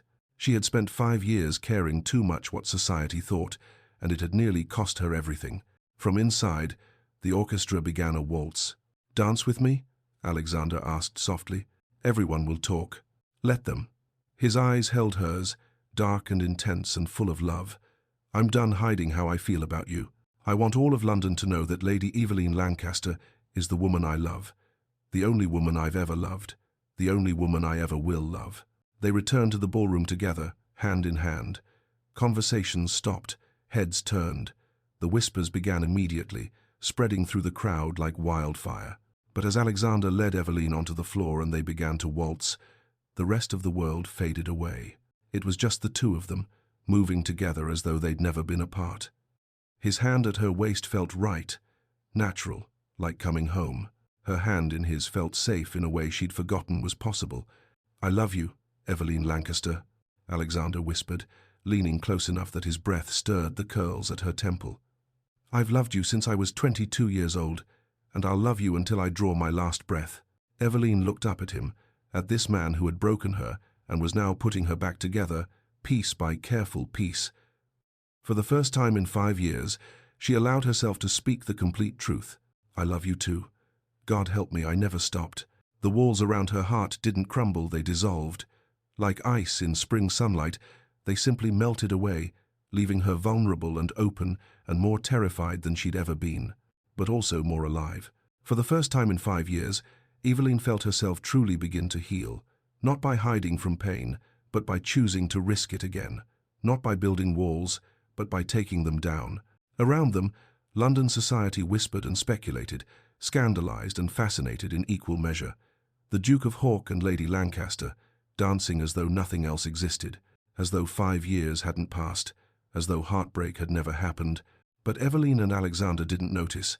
They were too busy rewriting their story together, this time honestly and openly and without fear. And if Eveline's cheeks were wet with tears as they danced, they were tears of joy, of relief, of hope finally allowed to flourish after years of dormancy. Spring had come at last. Chapter 6. When Crisis Reveals Truth. 3 days after the Lancashire ball, Eveline woke to winter sunlight streaming through her bedroom windows and realized, with a start of wonder, that she was happy. Genuinely, uncomplicatedly happy. The sensation was so unfamiliar after 5 years of carefully maintained numbness that for a moment she simply lay still, marveling at it. Then memory supplied the reason. Alexander. They had seen each other every day since the ball-chaperoned walks through Hyde Park, afternoon calls in her drawing room, quiet conversations over tea while her father dozed nearby. They were rebuilding trust, slowly, carefully, like craftsmen restoring something precious that had been broken. Each conversation added another brick, each shared glance another beam. The structure was fragile still, but it was growing stronger. London society gossiped, of course. The Duke of Hawk, courting Lady Lancaster after 5 years apart, provided delicious fodder for speculation, but Eveline found she didn't care. Let them talk. She had wasted too many years caring what society thought, and Marianne had retreated. Her threats had evaporated like morning mist once Alexander made clear he would not be manipulated. Rumour said she'd left London entirely, returning to Paris where she could nurse her wounded pride away from witnesses. Eveline dressed with Martha's help, choosing a morning gown of soft rose another colour, she noted with quiet satisfaction. Her wardrobe was slowly transforming from morning greys to the colours of the living. She descended to breakfast, humming softly, something she couldn't remember doing in years. Her father was already seated at the table, the morning papers spread before him, but something in his posture made her pause in the doorway. He looked diminished somehow, his shoulders hunched, his breathing laboured. "Father?" She moved quickly to his side. "Are you well?" "Quite well, my dear." But his voice was thin, reedy. "Just a bit of a cough. This London air." A footman entered, bearing a silver salver. "Begging your pardon, my lord, but an urgent message has arrived from Silverbrook Manor. The steward says it requires your immediate attention." Eveline's father reached for the letter with trembling hands. As he read, his face drained of what little colour it held.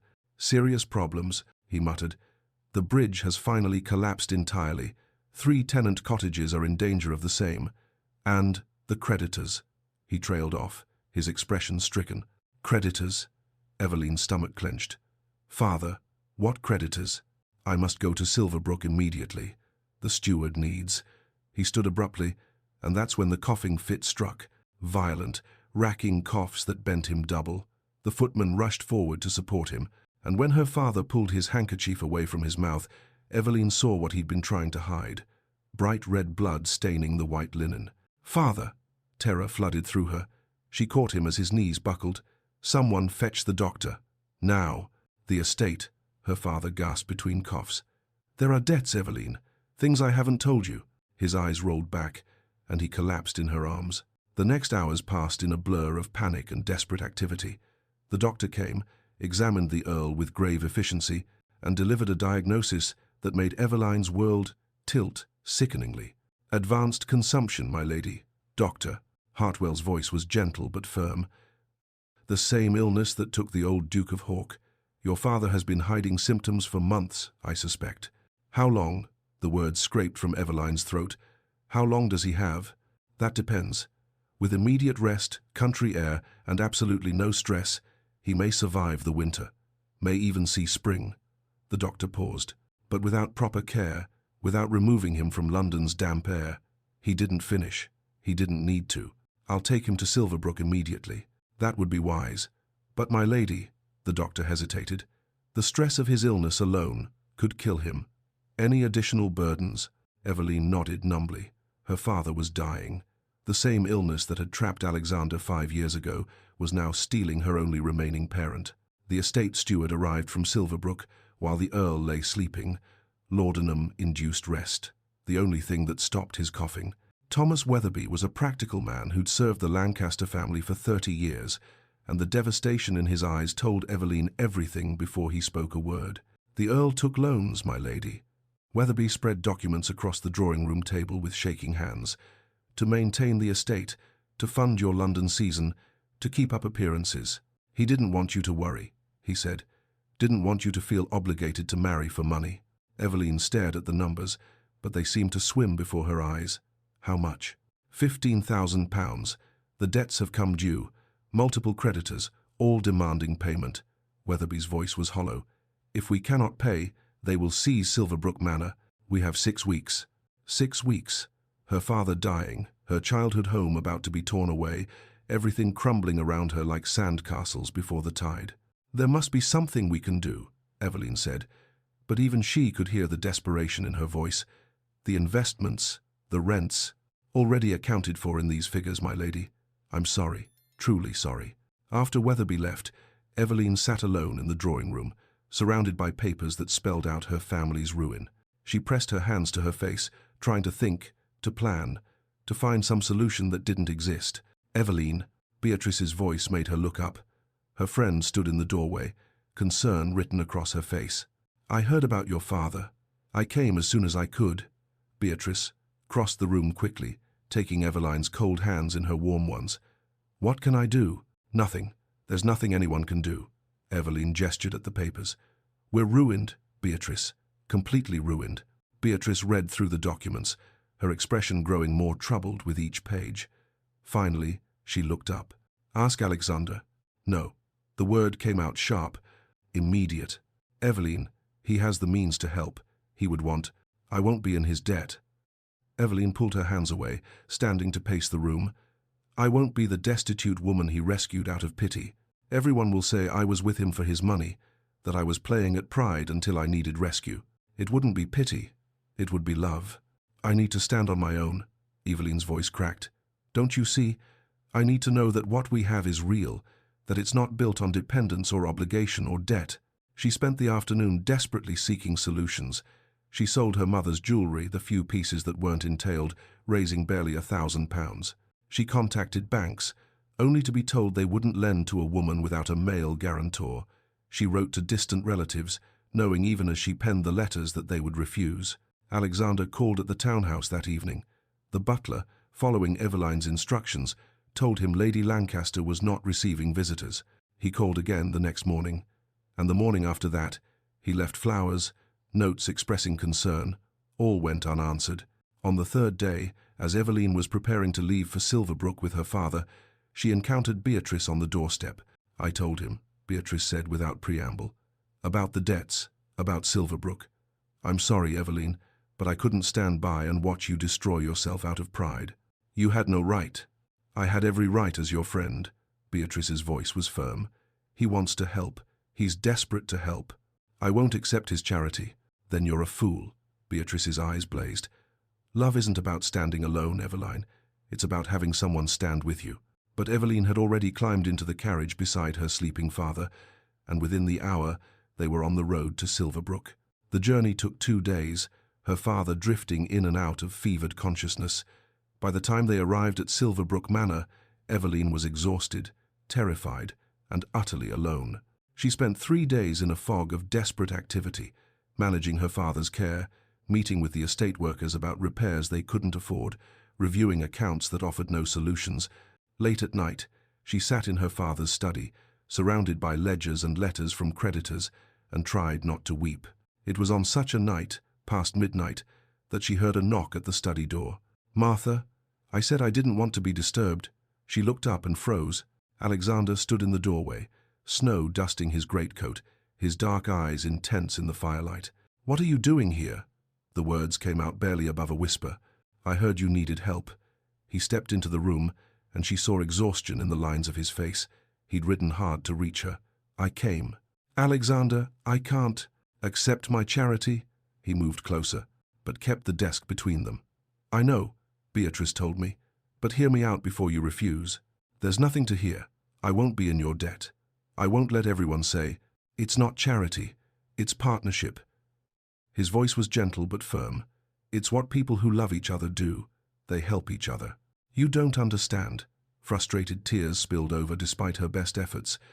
If I take your money, everyone will say I'm with you for your wealth. That I was playing at pride until I needed rescue. They'll say I trapped you, manipulated you. I don't care what anyone says. But I do. The words burst from her. I need to know that what we have is real, that it's not built on dependence or obligation or debt. Alexander moved around the desk, close enough now that she could see the snowflakes melting in his hair. Eveline, love is already a form of dependence. We depend on each other for happiness, for companionship, for understanding. You've already given me more than I could ever repay. You gave me forgiveness I didn't deserve. Is that so different from accepting help when you need it? She stared at him, wanting to believe, terrified to accept. What if it's not a gift? He said quietly. What if it's a loan, with full legal documentation, interest, repayment terms? Everything proper and businesslike. I can't promise when I could repay £15,000. Then we'll structure it over years, decades if necessary. He reached out slowly, giving her time to pull away, and took her hand. The point isn't the money, Eveline. The point is that I can help, and you need help. And love means not letting pride destroy us. Why? Her voice broke. Why would you do this? Because the woman I love is in pain, and I have the power to ease it. His thumb traced circles on her palm. What kind of man would I be if I stood by and did nothing? In the end, it was the simple sincerity in his eyes that broke her resistance. A loan, she said finally, with full legal terms, and I will repay you, every penny. Of course, he smiled, and she saw relief flood his features. They both knew she might never be able to repay such a sum, but the fiction allowed her to accept. Alexander stayed. He stayed for a week that stretched into 2, then 3. He handled the creditors with quiet efficiency, negotiating terms and settling debts. Eveline managed her father's care and the estate's daily operations. They worked side by side, late into the night, reviewing accounts and planning improvements. Martha chaperoned, but she gave them space, recognizing that something profound was developing in those quiet hours. The intimacy that grew between them was different from what they'd shared 6 years ago. This wasn't the passionate rush of young love, but something deeper, more solid, built not on idealism but on genuine partnership. They took meals together in the breakfast room, discussing tenant concerns and crop rotations. Alexander read to the Earl when he was lucid enough to listen, keeping him company during long afternoons. By the fire at night, after everyone else had retired, they talked about everything, their fears, their hopes, the future they might build together. One night, Eveline fell asleep in the library chair, exhausted from a day spent managing repairs. She woke briefly to find Alexander carrying her up the stairs, Martha following with a candle. "I can walk," she murmured against his chest. "I know. Let me do this anyway." He tucked her into bed with Martha's supervision, the tenderness of the gesture making tears spring to Martha's eyes. As her father slowly began to recover, the country air and rest working their slow magic, he watched them together with knowing eyes. One afternoon, he called Eveline to his bedside. "I was wrong about him," the Earl said, his voice stronger than it had been in weeks. "That man loves you beyond measure." "I know, Father. I won't live forever." He held up a hand when she started to protest. "Consumption is, we both know. But I can die peacefully knowing you'll have someone who loves you as I loved your mother. Don't speak of dying." Tears streamed down her face. "I want to see you married, darling. Before, while I still can." Christmas week arrived, and Alexander had been at Silverbrook for 3 weeks, leaving only once to handle urgent business in London. The manor was decorated simply holly and ivy, candles in the windows, but it felt warmer than it had in years. On Christmas Eve, Alexander found Eveline in the gardens, where snow lay pristine and white beneath a clear winter sky. "Do you remember?" he asked, gesturing to the rose arbor, now bare of blooms. "I gave you a rose here once, made ridiculous promises about eternal spring." "I remember everything." She smiled up at him. "The good and the painful. I want to create new memories, better ones." His hand found hers. "If you'll let me." They walked together through the snowy gardens, and Eveline felt something settle in her chest, something like peace, like certainty, like home. That night, she stood at her bedroom window, watching snow continue to fall. Alexander had kissed her forehead before retiring, a chaste but tender gesture that spoke of restrained passion and genuine respect. 3 weeks ago, her world had been collapsing. Now, because of Alexander's help, her father was recovering, the estate was secure, and her heart, her carefully guarded heart, was fully, irrevocably his. She wasn't afraid anymore. Tomorrow, she decided, she would tell him. Tell him she was ready, ready to forgive completely, ready to trust fully, ready to build a future together. Her vow never to love again was broken, and she'd never been happier about being wrong. Outside, snow continued to fall, blanketing Silverbrook in white. Inside, something precious was being rebuilt. Not just trust, not just love, but hope. And hope, Eveline had learned, was the bravest thing of all. Chapter 7. The Ultimate Sacrifice. New Year's Day dawned clear and cold over Silverbrook Manor, sunlight glittering on snow-covered grounds that looked like something from a fairy tale. Inside, the house stirred to life with a sense of cautious optimism that had been absent for weeks. The Earl of Silverbrook was much improved. He still coughed, still tired easily, but the blood had stopped appearing on his handkerchiefs and colour had returned to his cheeks. Dr. Hartwell, who'd made the journey from London to examine him, pronounced himself cautiously pleased with the patient's progress. "Country air and rest," he'd said, nodding approvingly. "And I suspect having his daughter happy again hasn't hurt."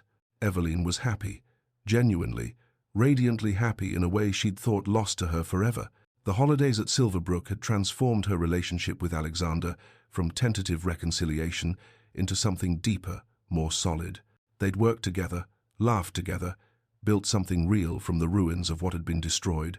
There was an easy intimacy between them now, shared glances across the breakfast table that spoke volumes, his hand finding hers during evening, walks through the snowy gardens, quiet conversations by the fire that lasted until the small hours. They were partners in every sense, and Eveline had never felt more certain of anything. London society knew they were courting. Letters from Beatrice kept them apprised of the gossip most approved of the match. Some whispered about the speed of it. A few predicted disaster. Eveline didn't care. She'd wasted too many years caring what society thought. "We should return to London in 2 days," Alexander said over breakfast, setting down his teacup. "Resume our proper courtship before society. Give the gossips something real to discuss, instead of speculation." "Must we?" Eveline smiled. "I've grown rather fond of having you all to myself." Her father chuckled from his seat at the head of the table. "You sound like a woman in love, daughter." "I am." She met Alexander's eyes, feeling warmth bloom in her chest at his expression. Terribly, hopelessly in love. After breakfast, Alexander announced he was riding to the village to collect correspondence. He returned an hour later, and Eveline knew immediately something was wrong. His expression was carefully neutral, too neutral, and he was quieter than usual. "What's wrong?" she asked, catching him in the hallway outside the library. "Nothing that concerns you." But his smile didn't reach his eyes. "Just estate business." "Alexander, truly, it's nothing." He kissed her forehead, but the gesture felt distracted. "I need to review some documents. I'll see you at luncheon." He disappeared into the library before she could press further, and for the rest of the day he remained withdrawn. Present in body but absent in spirit, his mind clearly occupied with whatever news he'd received. Eveline tried not to worry, tried to tell herself it was nothing, but anxiety gnawed at her nonetheless. That evening, as dusk was falling, an unexpected visitor arrived. Lady Catherine Hawke, travel-stained and distressed, appeared in a hired carriage and immediately requested private audience with Eveline. They retired to the small drawing room, and the moment the door closed, Catherine's composure crumbled. "You have to stop him," she said without preamble, tears streaming down her face. "He won't listen to me. I've tried everything, but he's determined." "Stop him from what?" Eveline took Catherine's hands, alarmed. "Catherine, what's happened?" "Alexander." Catherine drew a shaking breath. "He's been quietly liquidating assets, selling properties, divesting investments, transferring funds. I didn't understand at first what he was doing, but then I saw the documents he'd left on his desk in London." Eveline's stomach dropped. "What documents?" Catherine pulled papers from her reticule with trembling hands. "He's preparing to give up everything. His fortune. Most of his properties, he's transferring them to Mother and me." He plans to keep only a modest income and step away from his duties as Duke. The words made no sense. Evelyn stared at the legal documents, seeing Alexander's signature, but unable to comprehend what she was reading. Why would he do that? Because of you. Catherine's voice broke. Because of what you said about not being dependent on his wealth. He's convinced that the only way you'll truly trust his love is if he has nothing to offer but himself. The room seemed to tilt. Evelyn sank into a chair, her mind racing. He can't do this. His responsibilities, his tenants. I've tried to tell him. Catherine knelt beside Evelyn's chair. But he won't listen. He says duty cost him you once, and he refuses to let anything title, wealth, position stand between you again.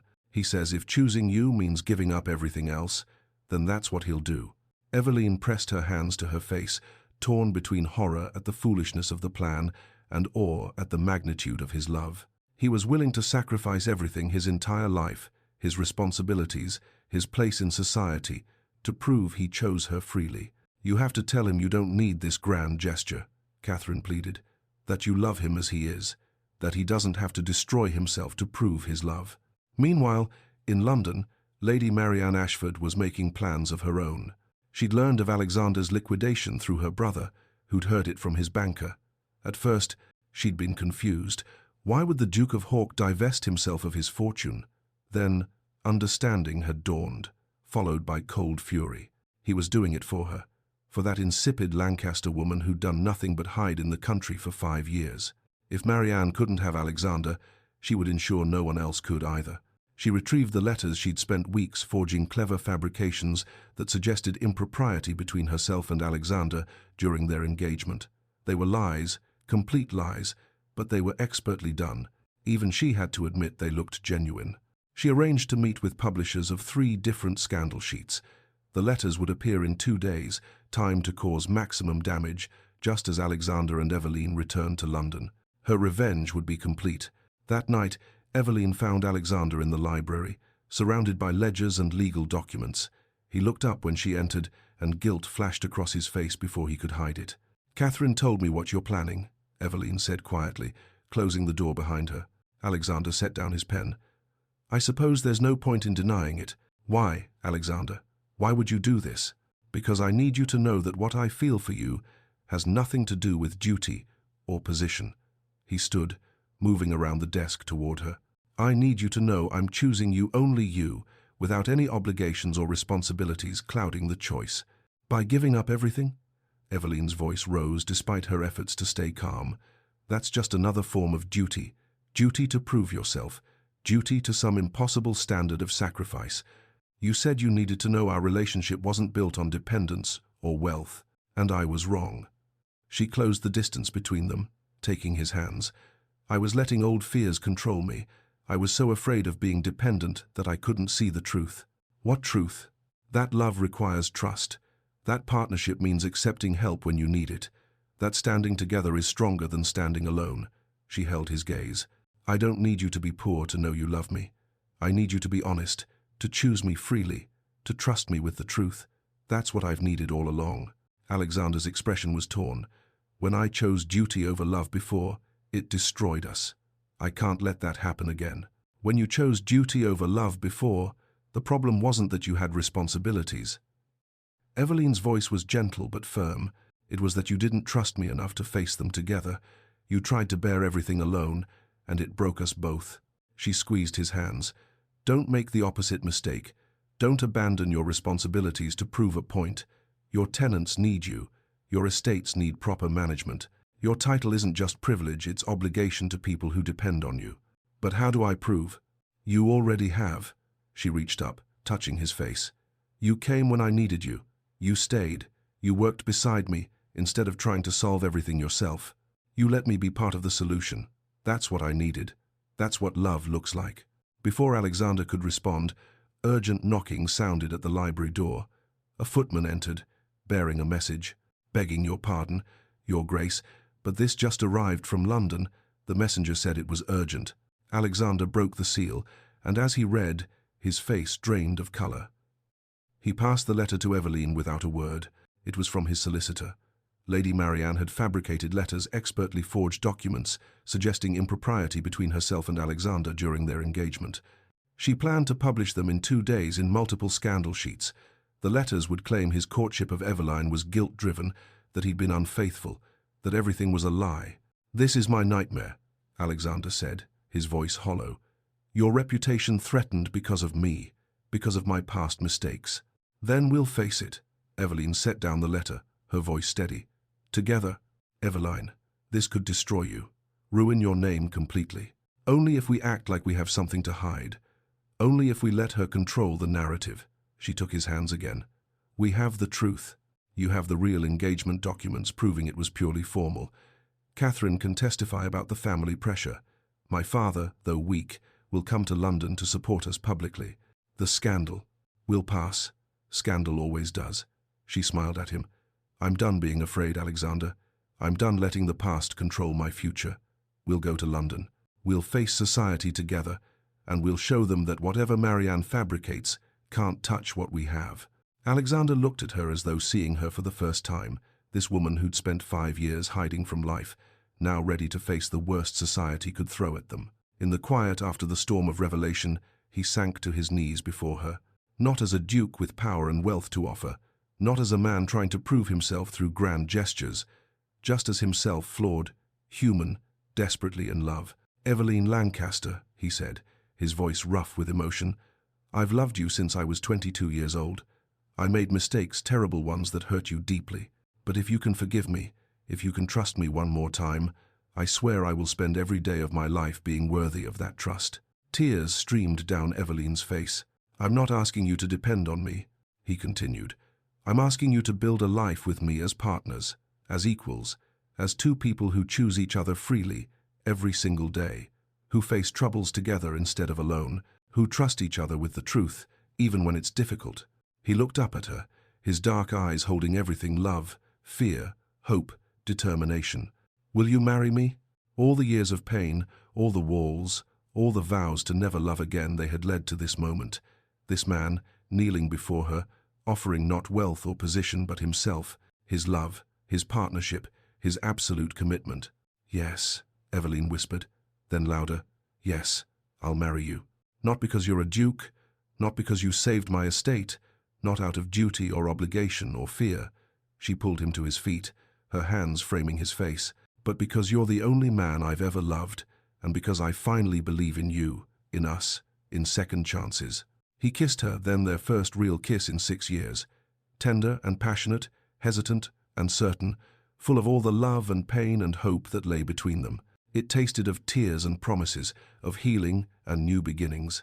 When they finally drew apart, both breathing hard, Alexander rested his forehead against hers. "We leave for London at dawn," he said. "Together." "Together," he agreed. "We'll face whatever comes." That night, they made plans. Catherine would travel with them. The Earl would follow as soon as he was strong enough. They would confront Marianne's lies with truth, face society with dignity, and refuse to let scandal destroy what they'd rebuilt.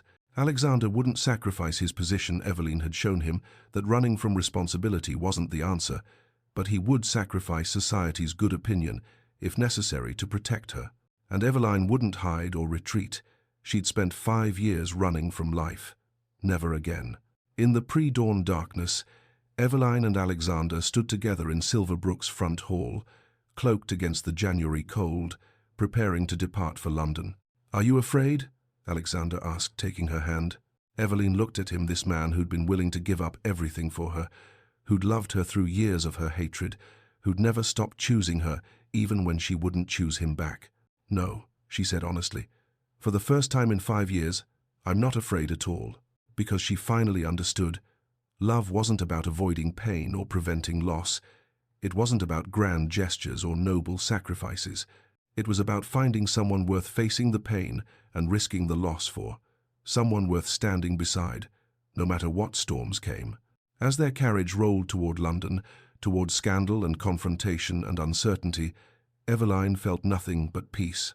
She'd vowed never to open her heart again. Thank God she'd been wrong. Chapter 8. A Love Worth Fighting For. London greeted them with scandal. The morning they arrived, Alexander and Eveline found the city already buzzing with gossip.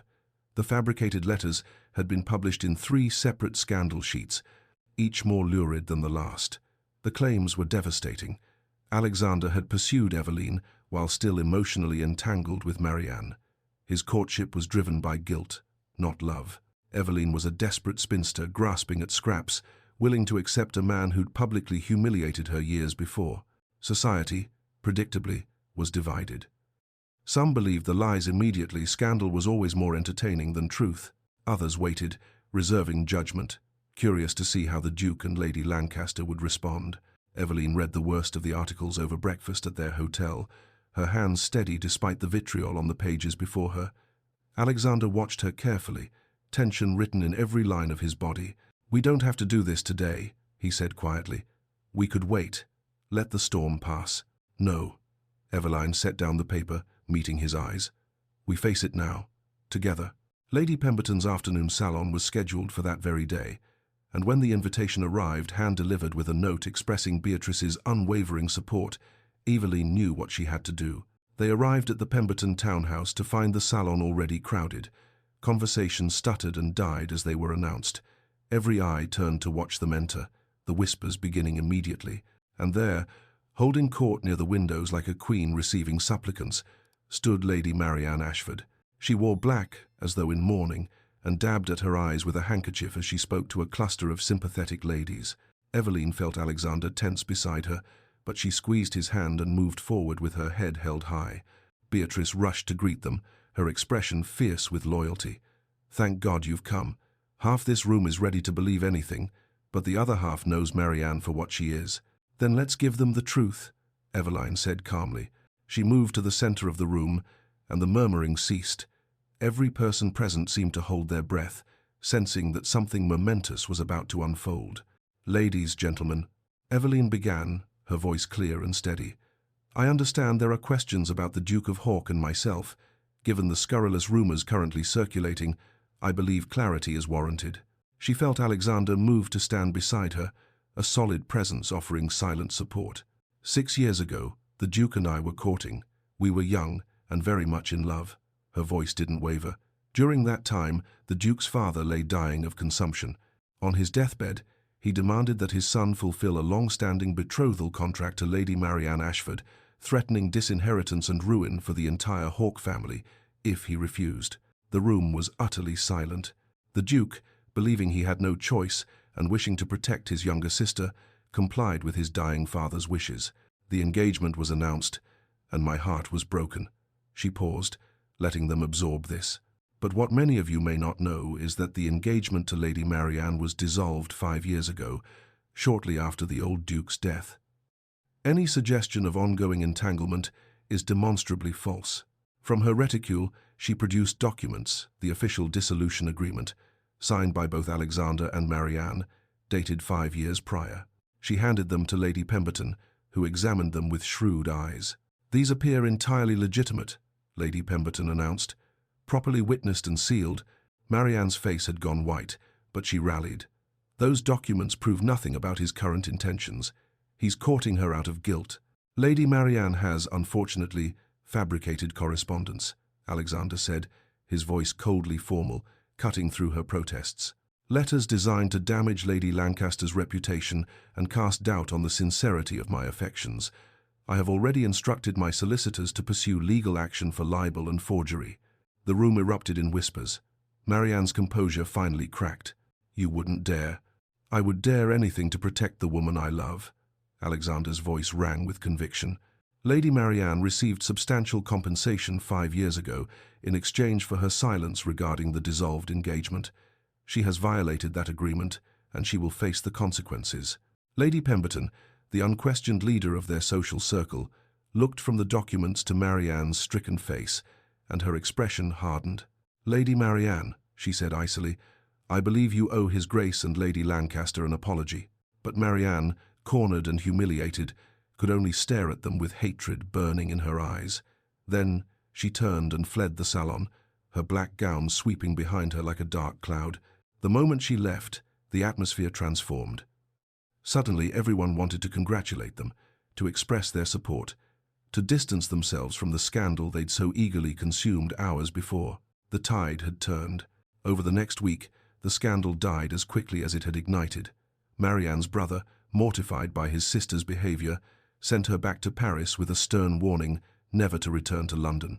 The Tun, always eager for a love story, embraced the romance of Alexander and Eveline's reunion, second chances, true love triumphant, all the elements of a fairy tale. When the Earl of Silverbrook arrived in London, still weak but determined, he publicly gave his blessing to the match. The engagement announcement appeared in the newspapers. His Grace, the Duke of Hawke, to wed Lady Eveline Lancaster, daughter of the Earl of Silverbrook. Wedding to take place at St. George's Church, Hanover Square. The wedding date was set for 4 weeks hence, and London society couldn't have been more delighted. The weeks passed in a blur of preparation.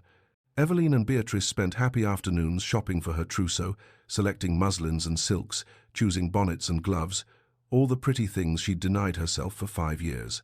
Catherine threw herself into wedding planning with enthusiasm, handling the endless details that threatened to overwhelm.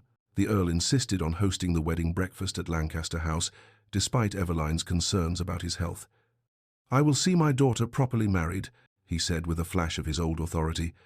"I won't have it any other way." Alexander handled arrangements with St. George's Church, and in between the necessary tasks, he and Eveline found quiet moments together, walking in Hyde Park, attending the theatre, simply being together without the weight of the past pressing down on them. One evening, a week before the wedding, Alexander presented her with a gift wrapped in silk. Eveline unwrapped it to find a bundle of letters, tied with ribbon letters in her own hand, yellowed with age. "My letters," she whispered, recognizing her younger self's handwriting, "from 6 years ago." "I kept every one," Alexander admitted, his voice rough. "Even after everything fell apart. I couldn't let you go, even when I thought I had to." Eveline read through them with tears streaming down her face, the hopes and dreams of a girl who'd believed in eternal spring, who'd loved without reservation, who'd had no idea how much pain the world could hold. "She was so young," Eveline said softly, "so naive. She was brave enough to love openly." Alexander took her hand, "and she taught me what it meant to have something worth fighting for." The night before the wedding, Eveline stood in her room at the townhouse while Martha helped her prepare for bed. "Nervous, my lady?" Martha asked, brushing out Eveline's hair. "No." Eveline met her own eyes in the mirror and was surprised to find she meant it. "For the first time in my life, I'm exactly where I'm supposed to be." After Martha left, a note arrived delivered by Alexander's valet with strict instructions that she read it immediately. "Tomorrow, we begin forever. I love you. A." Eveline pressed the note to her heart, smiling through tears of joy. The wedding morning dawned crisp and clear, February sunlight streaming through her bedroom windows. Her room became a flurry of activity as Beatrice, Catherine, and Martha helped her dress. Her gown was ivory silk with delicate Chantilly lace, elegant and sophisticated without being ostentatious. Her hair was dressed with her mother's pearls, the style softer and more romantic than the severe arrangements she'd favored for 5 years. "You look beautiful," Catherine breathed, her eyes bright with tears. "Alexander won't be able to breathe when he sees you." "I'm so happy for you," Beatrice added, embracing her carefully to avoid crushing the gown. "You deserve every bit of this joy." A knock sounded, and the Earl entered, formal in his finest clothes, though the effort clearly cost him. He stopped in the doorway, his eyes filling with tears. "You look just as your mother did on our wedding day," he said softly. "She would be so proud of the woman you've become." He offered his arm, and Eveline took it, feeling the tremor in his muscles. "Ready, my dear." "Ready, father." St. George's Church in Hanover Square was magnificent, filled with London's elite. White roses and winter greenery adorned every surface, and hundreds of candles created a warm, intimate glow despite the grand space. The organ began to play. The guests rose. Eveline walked down the aisle on her father's arm, but she saw only Alexander. He stood at the altar in his formal black, and when their eyes met, the expression on his face stole her breath. Pure love, awe, joy. A man looking at his entire world. The ceremony was traditional but deeply felt. When it came time for their vows, they'd written their own additions, words that spoke to the journey they'd traveled. "Alexander," Eveline said, her voice clear despite her tears, "I vow to trust you with my heart, my fears, my dreams. I vow to choose you, freely and joyfully, every day of my life. I vow to build a future with you, not despite the past, but because of what it taught us." Alexander's voice was thick with emotion as he responded, "Eveline, I vow to be worthy of your trust. I vow to choose love over duty, partnership over pride, us over everything. I vow to spend my life proving that second chances can be more beautiful than first ones. I vow to love you not just on easy days, but on hard ones. Not just when we agree, but when we disagree. Not just in joy, but in sorrow, forever." They exchanged rings, simple gold bands that symbolized eternity. The vicar pronounced them husband and wife. Their kiss was tender, meaningful, a promise sealed before God and witnesses. The wedding breakfast at Lancaster House was elegant and joyful. The Earl, gathering his remaining strength, gave a touching toast. "To my daughter and her Duke, may your love continue to grow stronger with each passing day. May you face life's challenges together and find joy in each other always." Alexander's toast brought tears to many eyes. "To my wife, the bravest, strongest, most remarkable woman I've ever known, thank you for giving me a second chance I didn't deserve. I will spend my life being worthy of it." There was dancing, laughter, celebration. Society had fully embraced them, the scandal forgotten, as though it had never been. Old friends congratulated them. New friendships were forged. Marianne's shadow was finally, completely gone. Late that afternoon, Alexander and Eveline departed for Silverbrook Manor for their honeymoon. Rice and cheers followed them to their carriage. As London disappeared behind them, Eveline rested her head on Alexander's shoulder, feeling peace settle over her like a benediction. They arrived at Silverbrook as the sun set, painting the sky in shades of gold and pink. The manor, once a prison of grief, now represented new beginnings. Alexander insisted on carrying her over the threshold. She laughed, calling him traditional, but secretly loved the gesture. That evening, they dined quietly together, just the two of them, speaking of the future, splitting time between London and Silverbrook, managing the estates together, the family they hoped to build, all the tomorrows stretching before them. Later, Eveline found herself in her old chambers, standing before the same mirror where this story had begun. But everything had transformed. Alexander came to stand behind her, his arms circling her waist. "Look," he said softly. "Do you see her?" Eveline studied her reflection, eyes bright with joy, face soft with love. The weight of 5 years of grief finally lifted. She saw a woman who'd been broken and learned to heal, a woman who'd built walls and found the strength to tear them down, a woman who'd vowed never to love again and was brave enough to break that vow. "I see a woman who survived," she whispered. Alexander kissed her temple. "I see the woman I will love for the rest of my life. I see my wife, my partner, my future." Eveline turned in his arms to face him. "I see my husband, the man who never gave up on us." They stood together in comfortable silence, the manor settling around them. Outside, winter was beginning to yield to early spring. Inside, warmth filled every room, not just from the fires, but from the love they'd fought so hard to reclaim. Later, they moved to the window, looking out over Silverbrook's grounds, the same gardens where Alexander had once courted her, where he'd pressed a rose into her hand and promised eternal spring. "Any regrets?" Alexander asked. Eveline thought of everything, the pain, the years lost, the walls she'd built, the fear that had almost kept her from this happiness. "No," she said honestly. "Every moment, even the painful ones, led us here, and here is exactly where I want to be." She reached up, touching his face gently.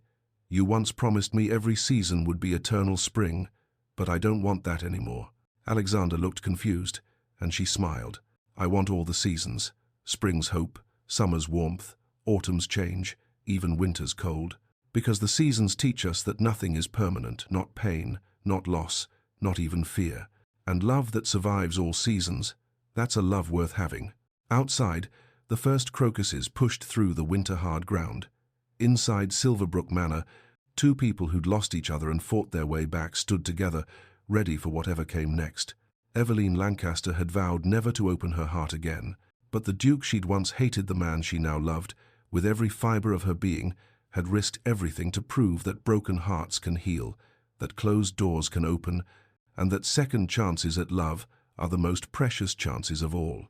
Not because they come easily, but because they require the courage to hope again. The clock chimed the hour. But it no longer measured pain or loss or wasted years. It simply marked the beginning of their forever. Some stories end where they began. This one began anew with two hearts, once broken, now whole, together. And so, dear listeners, Eveline and Alexander's story reminds us that even the deepest wounds can heal when we find the courage to trust again. Sometimes the greatest love stories aren't the ones that unfold easily. They're the ones that require us to be brave enough to hope even after our hearts have been broken. If this story touched your heart, I'd love to hear from you in the comments below. Have you ever had a second chance at something precious? Do you believe broken trust can truly be rebuilt? Share your thoughts. I read every single comment, and your stories inspire the tales I bring to you. And if you're new to Lyra's romance stories, welcome. Please consider subscribing and turning on notifications so you never miss a story. We explore the depths of love in all its forms. Here, the passionate, the painful, the healing, and the hopeful. If you enjoyed Eveline and Alexander's journey, you might also love these stories. She was labelled mad and exiled by her stepmother until the most feared duke in London demanded, "She will be my duchess." Until our next story, dear listeners, remember, love is not about perfection. It's about finding someone who sees your scars and chooses to stay. It's about being brave enough to open your heart, even when fear whispers that you shouldn't. Thank you for spending this time with me. Thank you for letting me share these stories of the heart with you. This is Lyra, reminding you that second chances are always worth fighting for. Until next time, may your own love story be everything you've dreamed.